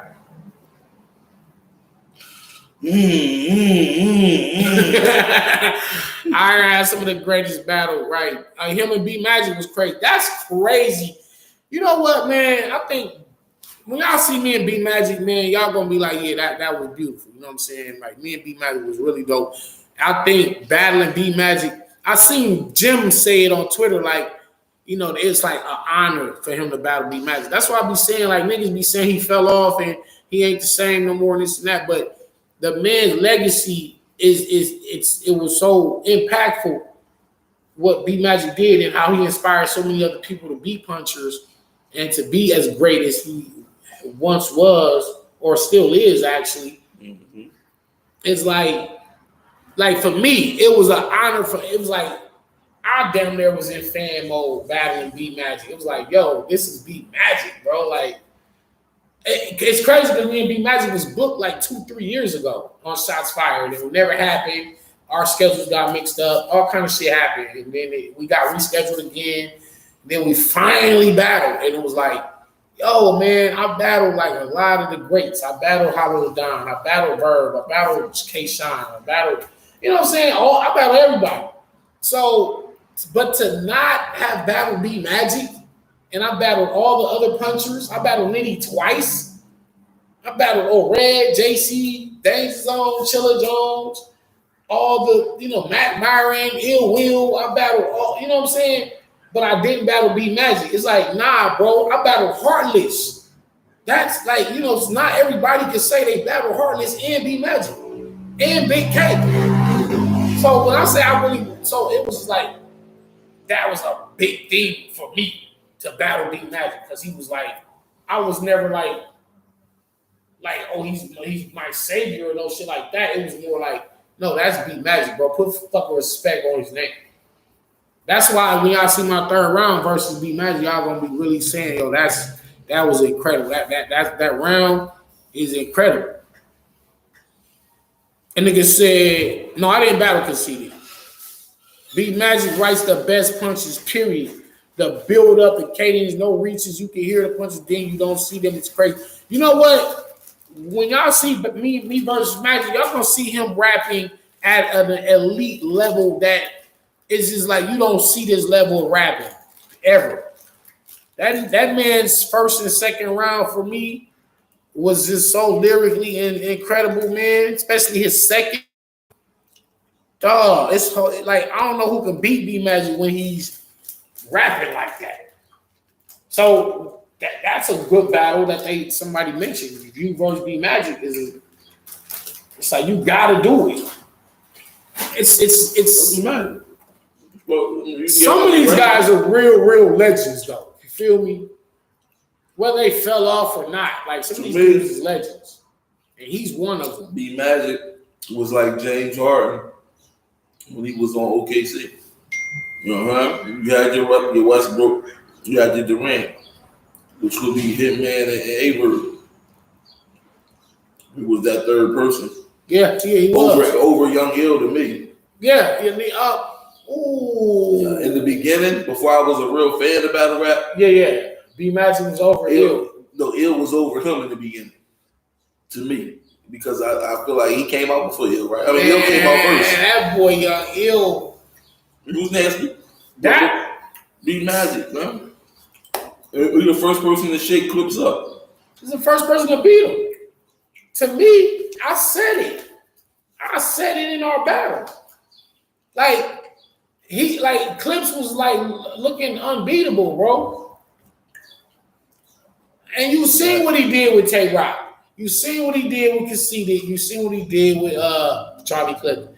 Niggas really have to really put respect on B Magic name, bro. Yes, he has some years where he just wasn't there mentally and he's choking and fumbling through all the battles and messing battles up. That don't take away, like, it's definitely a mark on your career, but it don't erase the path you laid for all the, like, you know what I'm saying? Like I told him, I feel like me and Nitty kind of revolutionized the 2-bar punching. You know what I'm saying? But Magic and them laid all the groundwork. With Heartless, Conceited, B Magic, all the punchers that came before us. Nitty, to me, and Nitty was the first person I seen like shave fat. It's like, yo, he coming with all heat. Straight to the bullshit. You get straight to the bullshit. You got B Magic in them, they go in them pockets, back to back with it. You know what I'm saying? But as far as like really shaving the fat line for line, Nitty is an alien. Yeah, man. And me and Nitty used to have conversations about that. Like, we mastered the 1-inch punch, the Bruce Lee, the boom, hit you from an inch apart, but able to put so much power in a bar that just comes that instantly. You know what I'm saying? Like, I don't have to build up, and here comes the punchline. It's like a nigga like me and Nitty, it'll be out the gate. It's like he go line, punch. Punch. I think that should be something that should be implemented somehow. But even if it ain't like contract wise, I think we have bar breakdowns. Because a lot of fans don't understand half of us when we say, you know, something that we may think is intricate. So they don't get it. And it's like he trashed. So it's like, I think we should have bar breakdowns about a lot of shit. You know that's why I want to do I'm going to start doing that on my caffeine show, man. I want to start doing the bar breakdowns on the caffeine show. So, Fonz not over Big K in all-time punching. Not yet. Not yet. He got to put in some more years, man. Who else? You got Av. What do you think about Av? Accurate puncher. Av is punching accurate, insane, right? Yeah, my bro, accurate, intricate. Like he punched different from Nitty in the aspect of he can take something simple and remind you of it. That's like the first time I went down south, I started hearing words I ain't heard since a baby, like around my older, people. Like I like my chicken charred a little bit, like charred. They like it a little burnt. You know what I'm saying? So it's just like with Av, I'm on what do you say, holding this Uncle Tom, like come out the house, nigga. Like the whole Uncle Tom punch, you know what I'm saying? Yeah. It's the simple shit. You know what I'm saying? Like a fan under the table. You know what I'm saying? Yeah. What do you call that? The shit you. Yeah, you like. This shit different. The simplicity works all the time, man. And B Magic nobody ever said B Magic was the most intricate puncher. He was just like the best. Because smoothest. When the smoothest, he had the flow. Yeah. His flow was insane. Is that the best flow? I never had him as the best. I had him as the smoothest back-to-back puncher. It was like a pimp puncher. You know what I'm saying? Like he coming with the cadence and he in that pocket. You know what I'm saying? But as far as like just line for line, see, you said Av is so good at punching. I be sitting there mad at how dope he is. Yeah, man. And to think. I like I said, I'll be amazed that just this year alone, I battled Av, Magic, and Nitty. Yeah, that's crazy. Give me all the best punchers in the world, and I'm gonna take them all in a couple months. You know what I'm saying? And have all out wars with each one of them. That's. It's like, damn, man, I'm still able to do this shit at this age. You know what I mean? Not saying your age makes you whacker, because you're actually supposed to get better the older you get. You're not supposed to when you don't rap the same way you rap when you was 20. No. You don't rap the same way you rap when you was 17. I even on beat.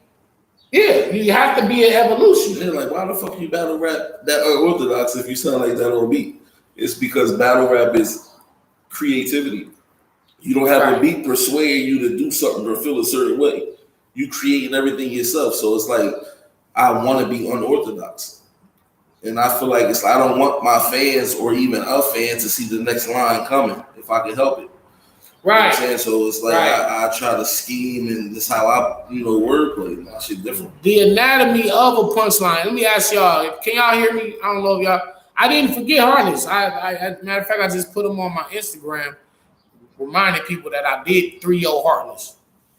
I did 30 of them, and they took and I got the actual battle with the sound on there. They took the sound off of the battle for whatever reason, but I 30 heartless at Ether. That's a slept on fact in battle rap. Top 5 pins. JC is a puncher with a pin or vice versa. I got that. Next be punching too. Yeah, Next is he's learning. He's in the dojo. He's part of EFB. So Lux wouldn't go into the top 5 pins? Today? Yeah. I think he falls around. Nothing he said back in the day, movie. I think is it evil to live backwards.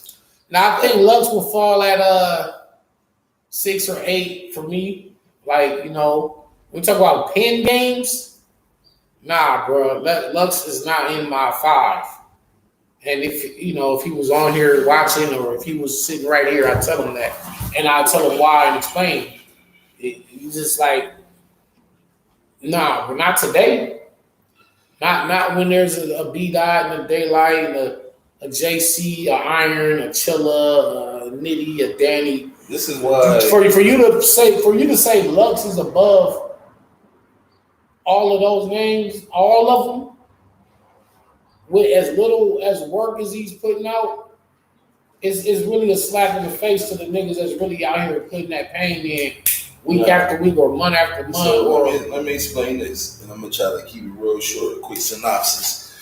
All right, so you got people who put in way more work than Lux, right? And you consider them like they need their just due. Why would I put Lux ahead of somebody like a JC or something like that? Right. But you got to realize this, right? Lux is misunderstood by the masses.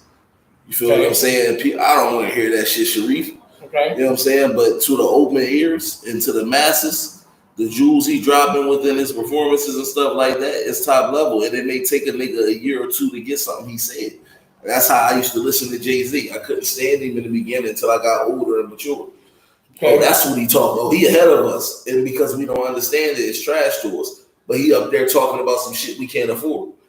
That's how I feel like Daylight State of Mind is with battle rap. He just got to get it to coincide with today's time. If he can find that little glitch, that glitch in his matrix to where his wordplay and how he's thinking can translate to people who ain't trying to hear that shit because it's too intricate. If you can dumb it down, just dumb it down. Go Dirty Project Hallway Lux, Gray Hoodie Lux. You know, that's what I've been asking for. Not necessarily to dumb it down, but to give us like that Hot 97, right? Yeah. And that's what, if I was Daylight, I would have did that. I would have said, listen, we're going to give them 2 rounds of that shit we on. And then I need Gray Hoodie Lux 3rd round. Right. I'm coming for Gray Hoodie Lux. I'm gonna bring Ski Mask Daylight. I think that's something that they should have negotiated. They still got time to do. You know what I'm saying? Like one of them rounds, we need to see Gray Hoodie Lux. None of that new shit, that evolved shit. Yeah. Dumb it down for your fans who stuck in time. You know what I'm saying? Like some of us ain't maturing with you. So, you know, if he give us one of them rounds where he go back stuck in time, he a problem for anybody. You know what I'm saying? Them New York niggas is just like Philly and a lot of motherfuckers that know, like, you got to keep writing. You can battle anybody on any given day in any corner. They come from that era. You know what I'm saying? So writing ain't the issue. You see, they got to call time on Beloved every time. You know what I'm saying? So writing ain't the issue. It's just about going upstairs where you at, right, for 2 rounds and then come on in the basement where you from. You know what I'm saying? Like, we're going to fight all over the house, so to speak. That's how I look at it. Like, that's what's going to make the battle worth it. Tendo says, Hollow is a crazy pin or punch? Hollow is my favorite of all time. Is he a pin or a puncher? Or neither? Neither. Hollow is the most well-rounded. I say so. He's the most well-rounded. Angles, punches, freestyle, more so than Charlie Clips? Yes. And he beat Charlie Clips. Yeah, he's more calculated. When you beat somebody that you in that same lane with, that's being calculated. Right, okay. But overall, when you look at their resumes, he can't beat Clips on paper. You know what I'm saying? Well, all Clips been done. But he beat Clips. Right. That's what I'm saying, like on paper. Like if you look at it, fuck the physical battle ever taking place. Like if you look at their resumes and who Clips in battle compared to the grind times. Right. And he caught goods at an early state in his career. You know what I'm saying? Like Hollow, to me, that's what made me a fan of battle rap. Hollow. I could watch him and then it's like, him versus Big T was one of my favorite battles from him. Then him and Goods, another one of my favorite battles. So like I came in with you see it in my style. You know what I'm saying? Like he went from torturing a nigga with battery acid. It's like, I can do that a whole round and tweak it and make it my own. So it's like when we meet me in the studio in the game, I give him his flowers. I gave him his flowers. It's like I took what he was doing to the next level. He said Danny exposed Hollow as a non-pin, and I never looked at Hollow the same since. Well, I just wanted to show him that just from the writing standpoint, he couldn't beat me. That was my aim, was to beat Hollow in the terms of the writing. The same thing with Charlie Clips. Like guys like Clips, Pat Stay, Hollow, all the guys that are kind of well-rounded and can beat you in so many other facets. I'm not trying to beat y'all in all of these facets. I just want y'all to know, pin to pin, you can't beat. That was my aim for them, and that's how I was able to beat those guys. Anybody from doing that has to make adjustments is already at a disadvantage. So it's like when you write, you already feel like you get ready to beat your opponent. You got a job to do. Look, let me fuck this nigga up. Most people looking at it like, all right, this nigga Danny, I already know he's going to be. Let me see how I'm going to get around this. They already thinking defense. Right. You know what I'm saying? For the most part. Right. So you got to look at it like that. You're right. They're trying to beat me with defense and not necessarily offense. Right. And I'm like, no, I'm on offense this whole battle. And that's how you get lyrically just mangling you. I'm going to destroy you line after line. And I'm not trying to out funny you. I'm not gonna try to out angle you. I'm just gonna do what I do at the highest level. That's what I call like distorted classics, though. It's like when two people do what they do at the highest level and don't try to do what each other do. Right. So it's like, damn, if you like this type of rap, you gotta go with him. If you like this, you gotta go with him. They stayed in their own lane. Stayed in their lane. And then subconsciously they get mad, so they don't call it a classic because they wanted one of y'all to jump in. They wanted one of y'all to do the other. Yeah, and that's kind of like how I feel me and Nitty battle was. Yeah, like, third round they was expecting, okay, this is the round they ready to punch each other. Nah. And then some other shit came. Yeah, it's like, nah, let me do some whole other shit now. You know what I mean? Like, and I felt like I didn't go into Nitty's lane in terms of let me try to out punch you. I'm just going to show you I can do this, but I'm going to rap. I want to rap better than you. I want to rap better than you, have better concepts than you, and better bars, but not necessarily out punch you. But Nitty kind of stayed in his lane and didn't go. And so that's why, like you said, you'll get those distorted classes where each person did what they do at the highest level. Yeah, that's how you gotta come in. You're like, okay, I already know dealing with a Nitty, I'm ready to get my head punched off. Am I gonna Twiz, so I can stand with realist. Danny has one of the best resumes. Danny really battled pretty much all of the greats. Clips or B-Dot? Clips B dot, right? Man, Clips, they both had a choke. Damn, bro. I think if you look at the material, B-Dot won. If you're going off the material, if you're going off the overall battle, Clips kind of freestyled his way out of a choke, made that haymaker against Champagne, talking about her teeth. This is where I skied at. Your mouth, your fucked up teeth. That's where I skied at, or whatever. I put my meat at. Oh yeah. And had that haymaker. Now, if you look at that and factor all that in, you can say Clips won. But if you look at the base material and just read this shit, not even just read it on paper, word for word, but what B-Dot was saying was potent, bro. And I had B-Dot winning, edged it out. But that battle was marred by both of them giving up a round, basically. Clips did recover. Clips showed levels. That was a fake choke. It wasn't a fake choke. I don't think that was a fake choke. Clips washed B-Dot. Clips is the king of chokes and fan letting it slide. Clips got that. Because I remember in the building, people was just going back and forth about who won, Clips or B-Dot. And, I do remember a lot of people saying that Clips won that battle. So it is what it is. But I had B-Dot. Best pin, East versus West. Who are the battlers? Well, with the East Coast, you automatically got to put, what's funny? Let me tell y'all something. Here's a true fact. If you're talking about East Coast versus West Coast pins, Lux automatically coming up as number one in the East Coast. Danny versus Terrell, Clips versus B-Dot. Thank you for the donation.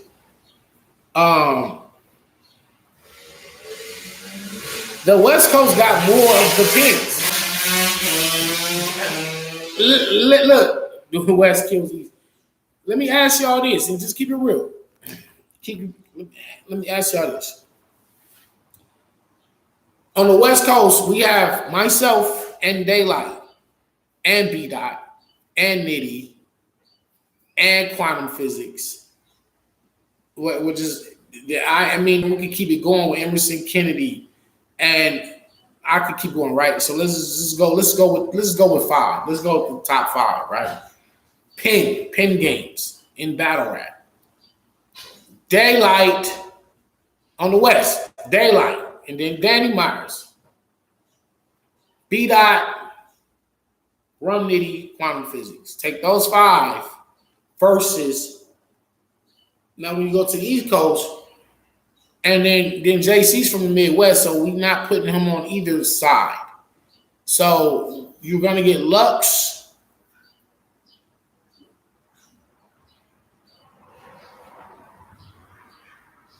Because you want to say Charlie Clips or you want to say Hollow the Don. I'm not going to include them. Why? Because I think they don't necessarily focus on the intricacies and the little intangibles that make you a pen. Now you're gonna go Chilla Jones. You're gonna go Chilla and Lux. Danger Zone is from Maryland. Is Maryland the East Coast? I always ask people that from Maryland, and they say no, it's not. But it's kind of like it is, and it's man. I don't get into this old geographic shit. Iron Solomon. Y'all putting DNA in there. Chilla Jones, Iron Solomon. No, Lux, Iron, Chilla. Lux, y'all got 3. We got Chess. That is the East. DMV is on the East. But then people be saying that's the South. And then they be saying it's like the mid. Yeah, we'll talk about that in a second. Let's just get 5, though. Let's get 5. Lux, Chilla, Iron, Lux, Chess. We got 4. Give me one more. Don't bring Chess. Give me one more. Is it DNA? Is it Hollow? Is it? Because we're not saying Rex. We're not going to say Head Ice. We're not going to say K-Shine. You can say Cortez to keep it real. You can say Head Ice. You can say Mook. Fuck it. Mook. I wouldn't really put Mook in there with the pen games, bro, but Mook or DNA? All right, Mook or DNA, y'all pick. I'm not going to pick for y'all. Who y'all got? In the mid-Atlantic region of the East Coast of the U.S. Yeah. DNA or Mook? Mook got to be in there. Mook is an angler with somewhat pen. Mook. I'm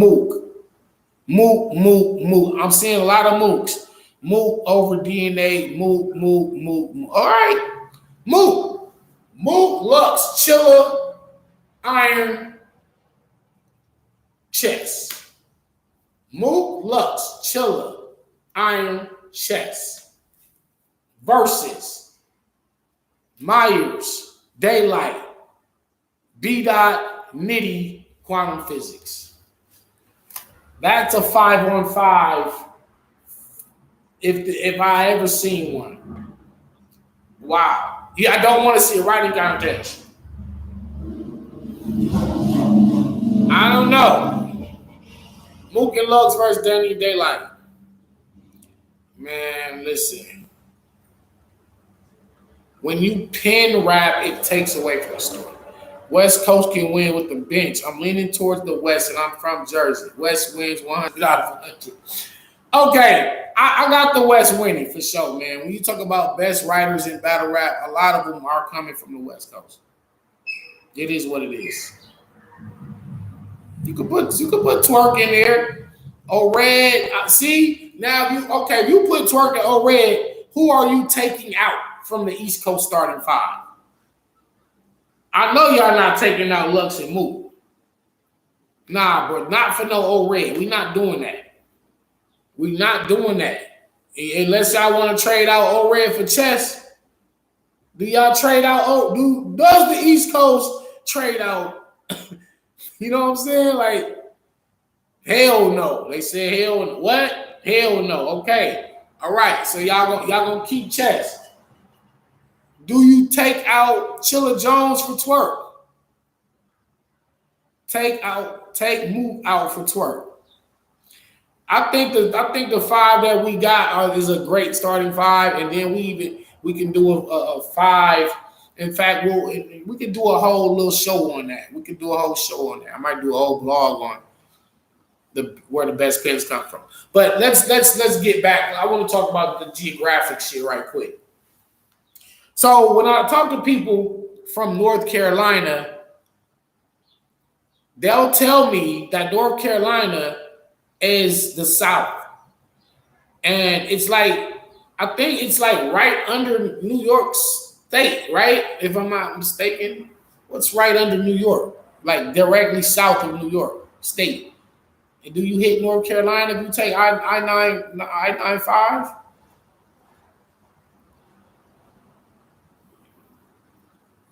Okay, North Carolina is the South.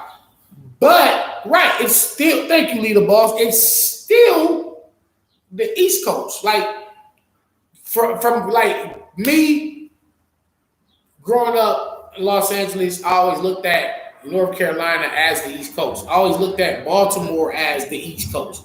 Even though it's not on the coastline the way California is, it's still east. Like Maryland is east. It gets even more confusing when you say a place like Cincinnati.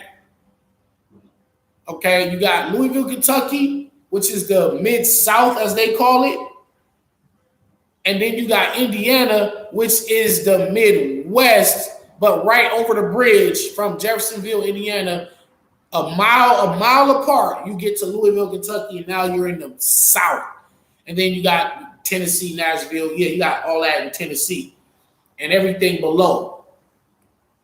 Tennessee, Alabama, Arkansas, Texas, Florida, South Carolina, and then North Carolina, right? Virginia is where it really get crazy because Virginia is really on the east, but it's the South. How? Like, what's up with Virginia? VA is the South. Ohio Ohio is north. Chicago is east to the nigga from Iowa. Chicago is the Midwest, but that's not the East. Chicago east from California, but it's not. But let's get to VA. Virginia. We're not talking about West Virginia, but I'm just saying is that the South? What's Alaska? Alaska is like its own world, man. I think that's the next place I'm gonna be hitting too, is Alaska. That's the next place I'm hitting. Virginia is East Coast. Texas, Oklahoma, Arkansas, Louisiana, Mississippi, Alabama, Tennessee, Kentucky, West Virginia, Maryland, the District of Columbia, Delaware, Virginia, North Carolina, South Carolina, Georgia. Wait, no. What? Hey, team. Is Delaware the East? No. Is Delaware considered the South? He said he's from there. So Virginia is the South. Wow. Is North Carolina the South? So why is it not Southeast? No. Why is it not Southeast? Geographically, it's Southeast, right? Yeah, it's just considered the East Coast. So why is it called the South? Because that's what it is. It's the South. Geographically, you just said it's East Coast. I said geographically, it's geographically correct. It's a part of the East Coast. Right. Yeah, but also geographically, it's in the Southern Hemisphere. Once you get from VA down, that's considered the South. So what about the District of Columbia? DC? Nah. DC, Maryland, that's called the DMV. And that's not East Coast or South? What? What is the DMV area considered? East the South Coast. Or the East Coast? East Coast. Wait a minute, dog. Because I've always been confused. Virginia is the Mason-Dixon line. Separates north and south. It's south. Right. It's northeast. What's northeast, Rain? Tink don't know where he live. Why would I know where I live? I said East Coast. Because I was just saying, technically, North Carolina is on the East Coast, right? Right. But somebody from North Carolina tell you that they rep the South. Like a T-top, right? Right. So T-tops reps the South. Right. He don't rep the East Coast. No, he's from the South. So somebody from Washington D.C. would be they would rep the South or the East. You gotta realize where the confusion starts. So the fact that it's Midwest confuses everything because if there's no Midwest, you either got the East Coast or the West Coast. So the mid would have to pick a side geographically wherever that line divides. Right. So one part of Detroit and Michigan will be the East Coast, one part will be the West Coast. It's the same thing with up and down. It's like, okay, we consider the East Coast, but technically we will be considered the Northeast compared to Florida, which would be the Southeast. The Southeast, right. Florida's the Southeast for sure.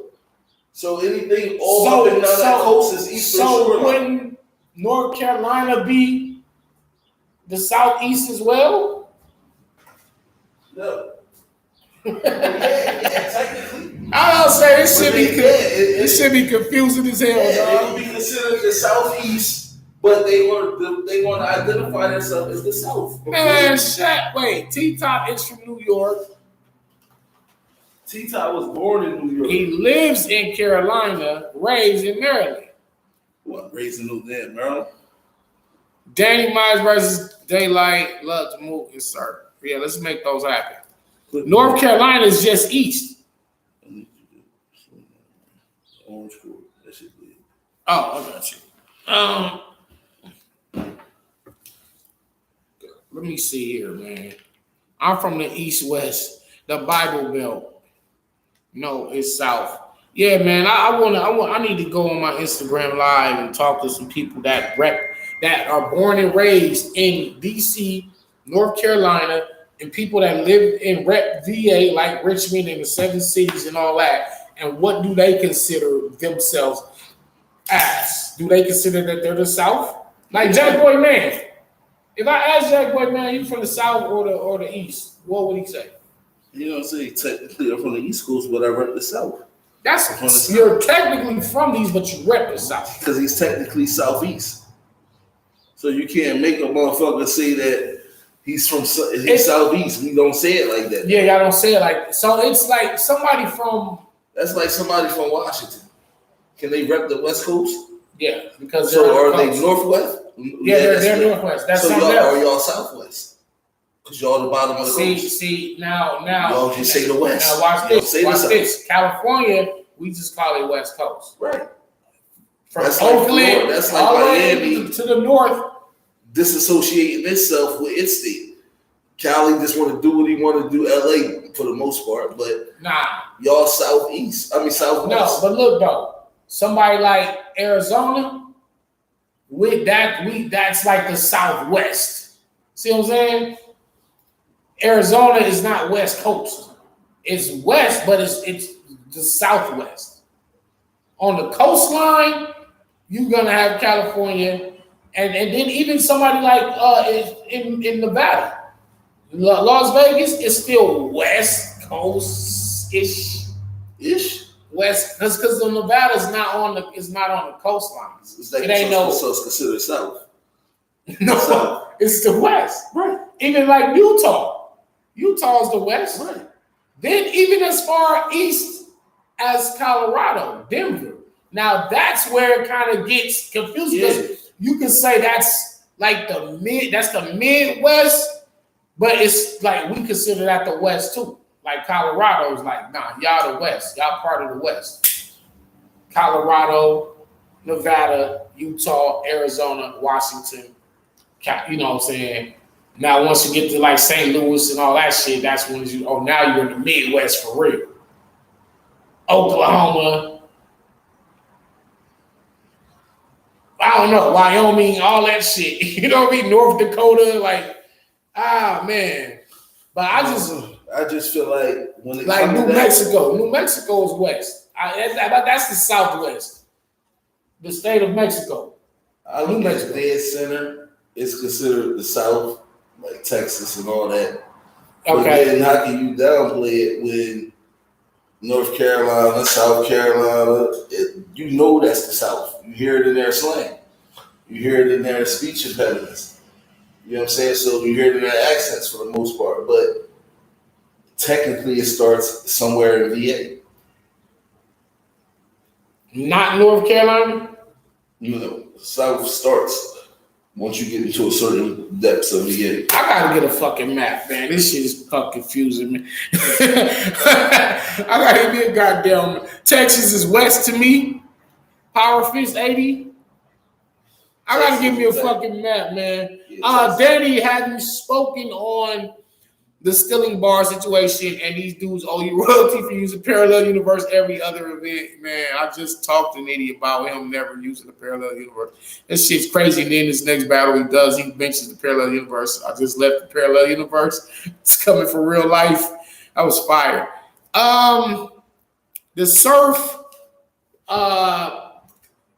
in my opinion, it's like, did he steal it? I can't just put that off on a man matter of factly.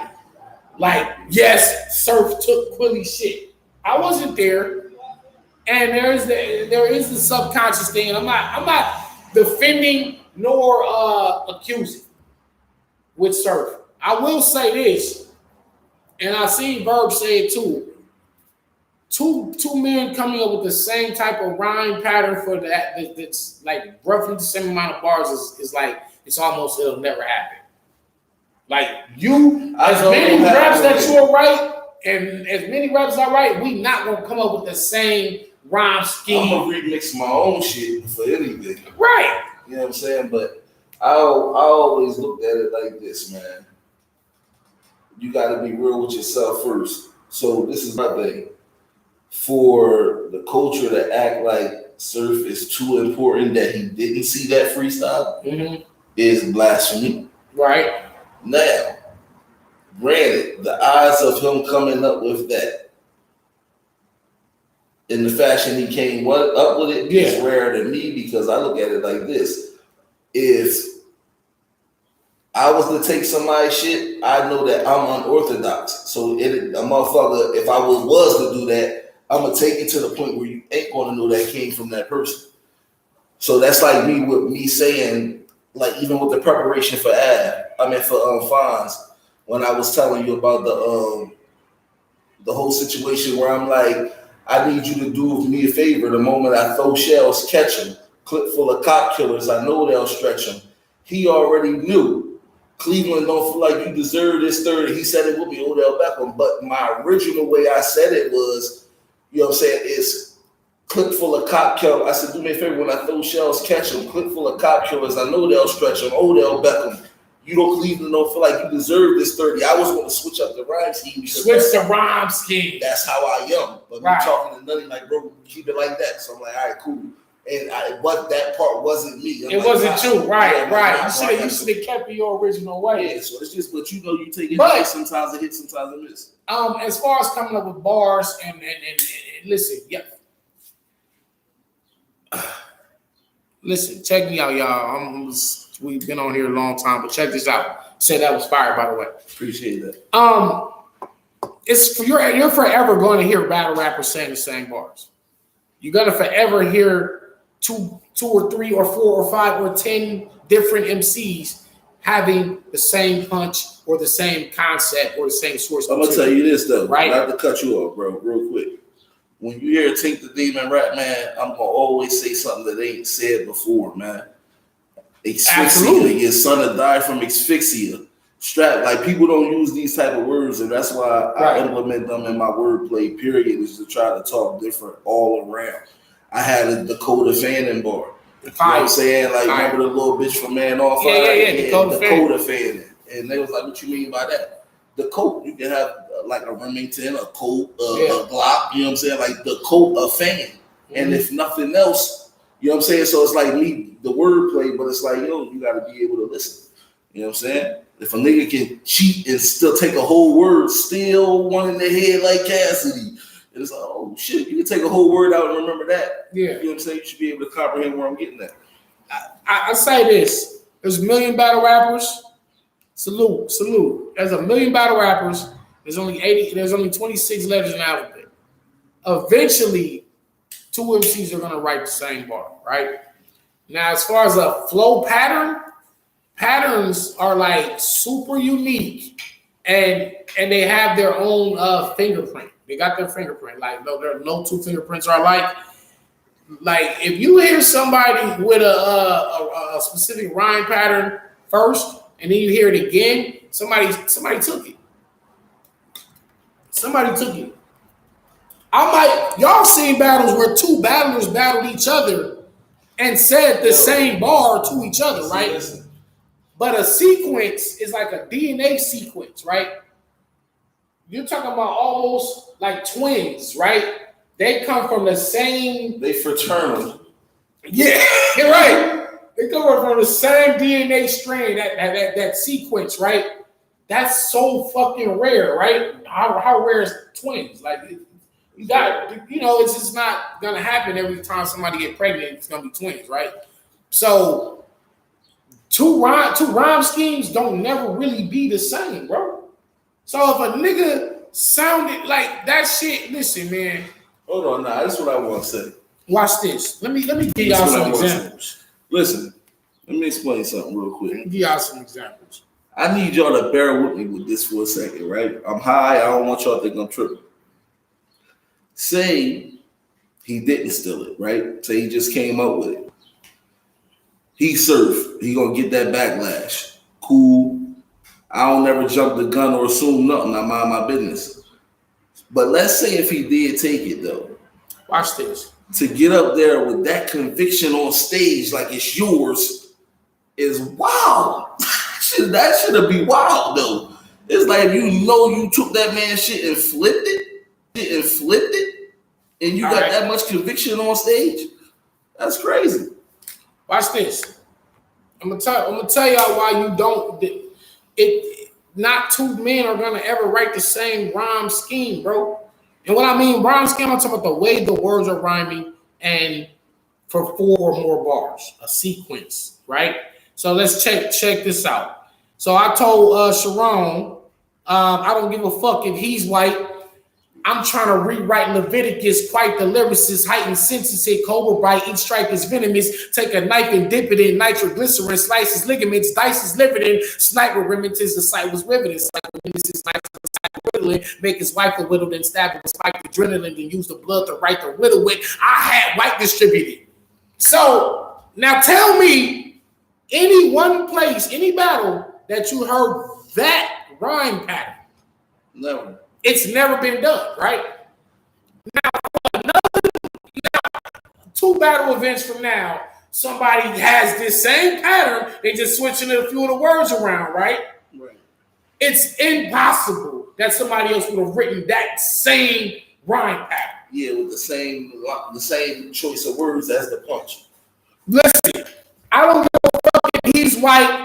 I'm trying to rewrite Leviticus, quite the lyricist, heightened senses, hit cobra bite, each strike is venomous, take a knife and dip it in, nitroglycerin, slices, ligaments, dices, livered in, sniper, remingtons, the sight was riveted, psycho, nemesis, knights of a cycle, riddling, make his wife a widow, then stab her with spiked adrenaline, then use the blood to write the widow.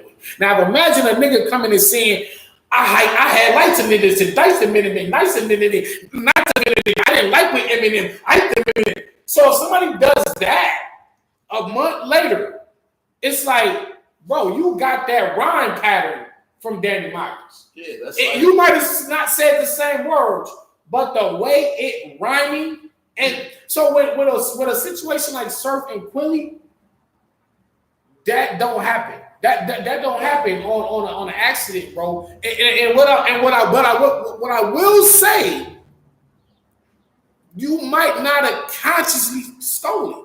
He might have not have watched it on his phone like, yo, excitement, hyphen. He said, yo, that's fire.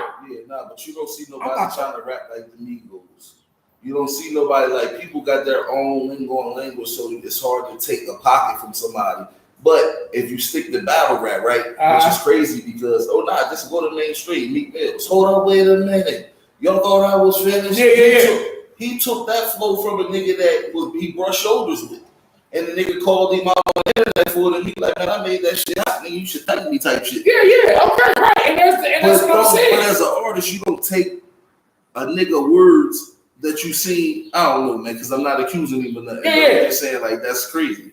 Bro, Sir wasn't ready. He started that fight. Yeah, hell yeah, for sure. So, but what I'm saying is, I think even if he just heard that freestyle and he watched it, that is a possibility that he kept that rhyming pattern in his mind. And when he was writing his bars for Cortez, that rhyme pattern came out subconsciously. But this is another thing. Not too. On a I'ma steal it and nobody's gonna ever know. So say he came up with it on his own, right? And then nigga like, yo, bro, that's a little close to the shit Quilly said. Like, what Quilly said? And the nigga play it for him. I still got Surf being a motherfucker. Like, man, I don't give a fuck that. I said this. I would too. So that's where it's confusing to me at. Because it's like, I think even if he would have heard Quilly verse first, he still would have said it. Yeah, he would have said it. If he had it written. If he already wrote it. Yeah. I'm more of the guy that don't want to get caught up in that. So it's like if I wrote it down and then I hear Quilly say it, it's like I know I didn't steal it, but I don't want to be accused of stealing it. So I might just scrap it. Then you got. I'm gonna scrap it. But here's the thing. It's interesting. This is what's the trick part. Not only was it the same rhyming pattern, it was a lot of the same exact words. Yeah. That never happens, bro.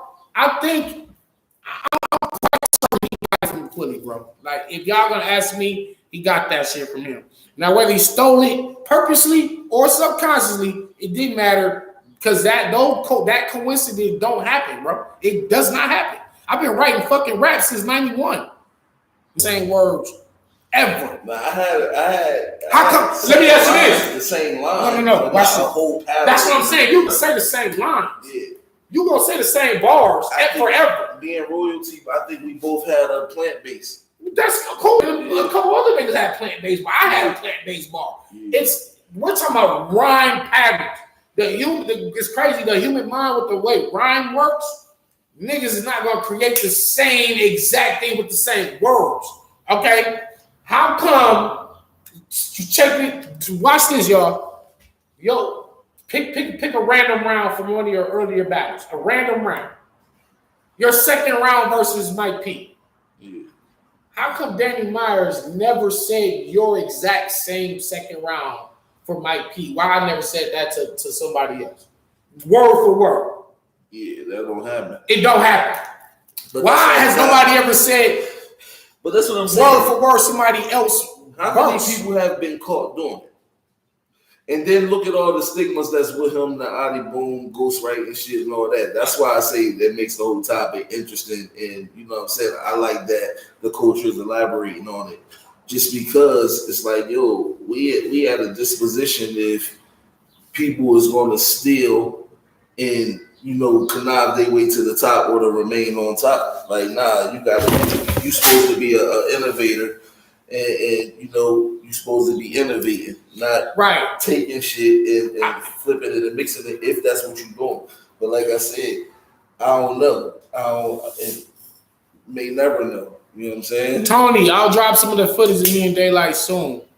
Nah, bro. But that, like I said, he got that shit from Quilly. That's me, and that's not me because me and Surf.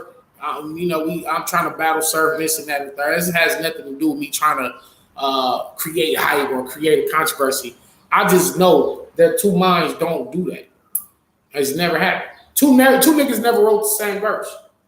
The same exact verse, word for word. Niggas might have said the same concept. Oh, you said a Big Bang take Little Bang bar.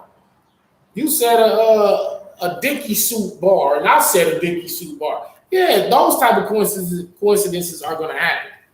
Hold on, let me take some shit from my Run Nitty battle. Right? Check this out. Real quick before I get off of here. Let me go to my Run Nitty battle. All right.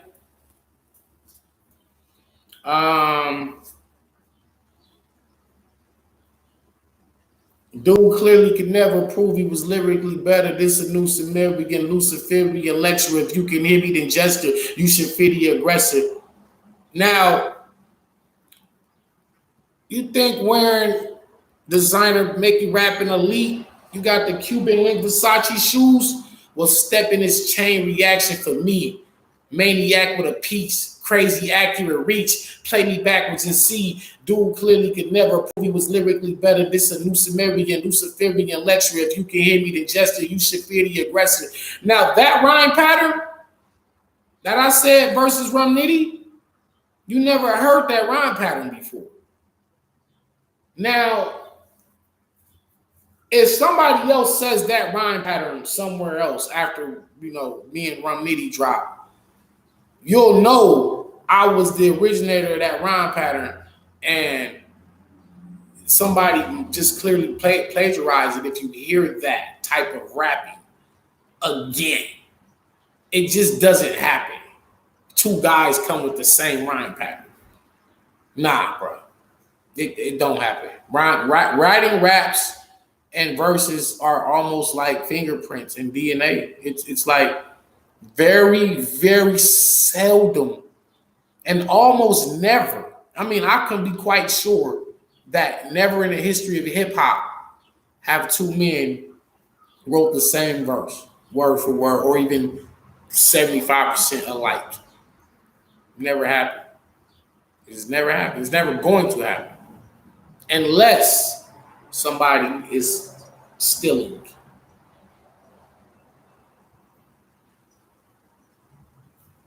Watch. I'm telling y'all, you have to steal somebody's rhyme pattern. It's just wow. So that's my take on the surf shit. Yeah, he got it from him. He did. My only thing is you can't prove he did it on purpose, and that's why I'm not. That's why I never really. I didn't say nothing crazy. I didn't go on Twitter, and I didn't because you can't unless you got absolute proof that somebody did something purposefully. Then you can't just accuse them of stealing. Now, again, I don't know, man. Yeah, that arcane shit was nasty work, right? Him saying he doesn't listen to other rappers. Yeah, now that part, now that's where it gets crazy because now it's like, oh, you didn't ever hear this ever before, right? Nah, you bullshit.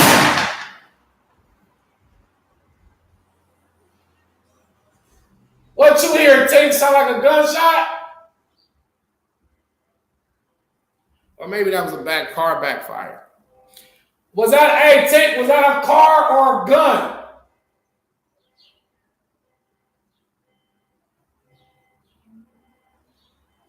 I don't know. Sound like a gunshot. Nah, we straight. We straight. Tank out here shooting niggas. That was twerk. Nah, it really probably was just honestly just somebody's car. You know how they do the backfire? Like, nah, nigga, it's gunshot. Nah, I'm looking at Tank. He chilling. He had his Tank house. He had his truck right now. Tank is at his truck. He's good. He didn't kill nobody. I don't see nobody laid out dead. I'm in a cool neighborhood. We don't got no violence or no crime over here. But yeah, when you say, yeah, I'm sure I'm looking at him. He'll let me know when he get back in here. Now, otherwise, now I gotta go grab my thing out the house. But as far as like him saying he never heard nobody else say that type of shit, it's like, or he don't listen to other rappers, it's almost like damage control, and it's kind of like the complete opposite.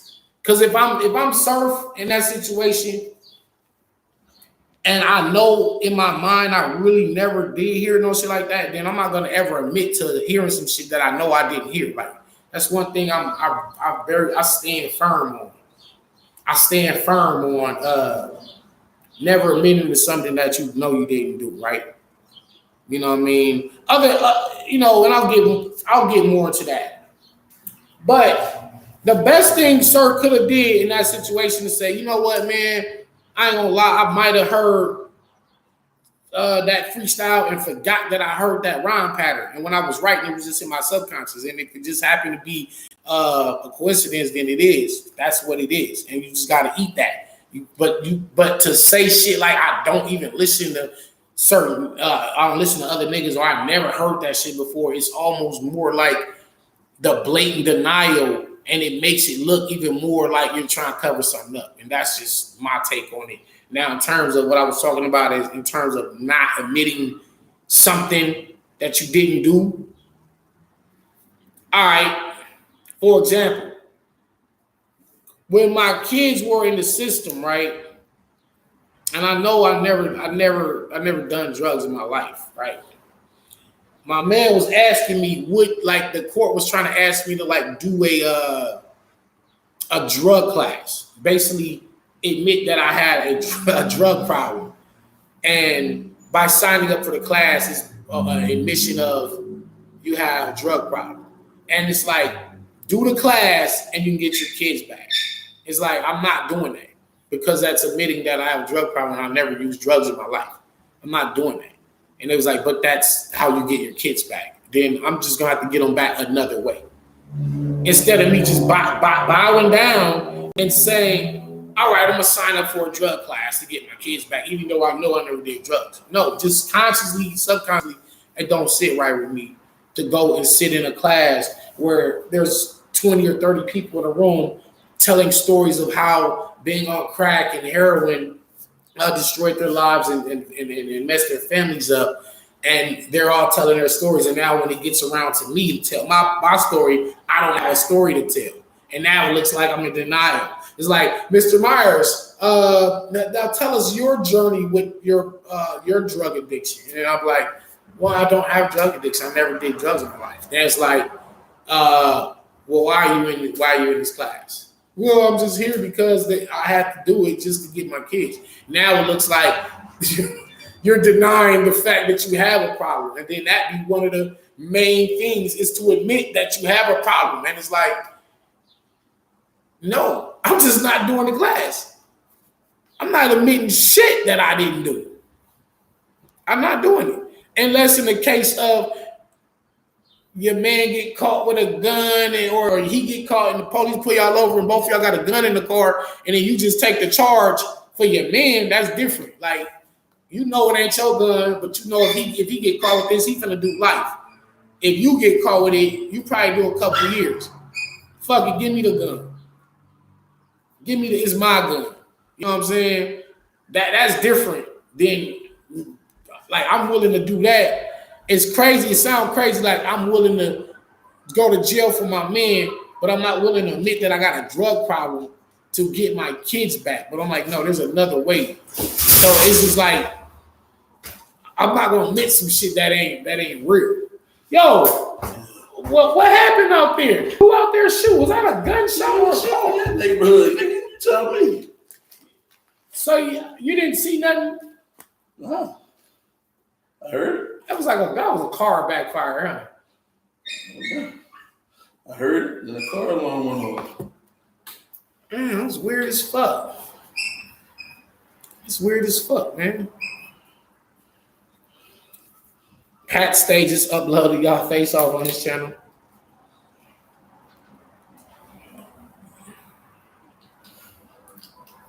Oh, man. Y'all got all the movie sound effects going on over there. I know, right?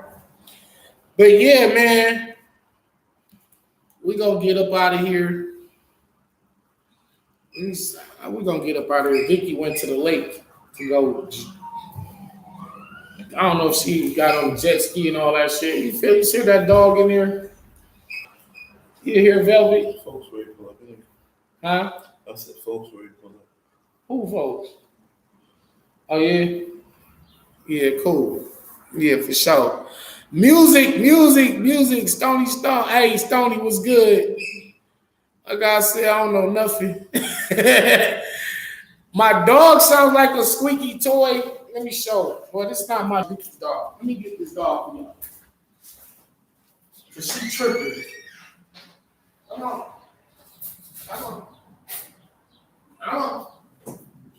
Now, our husky, do any of y'all want Velvet? This dog, listen, this is Vicky's dog.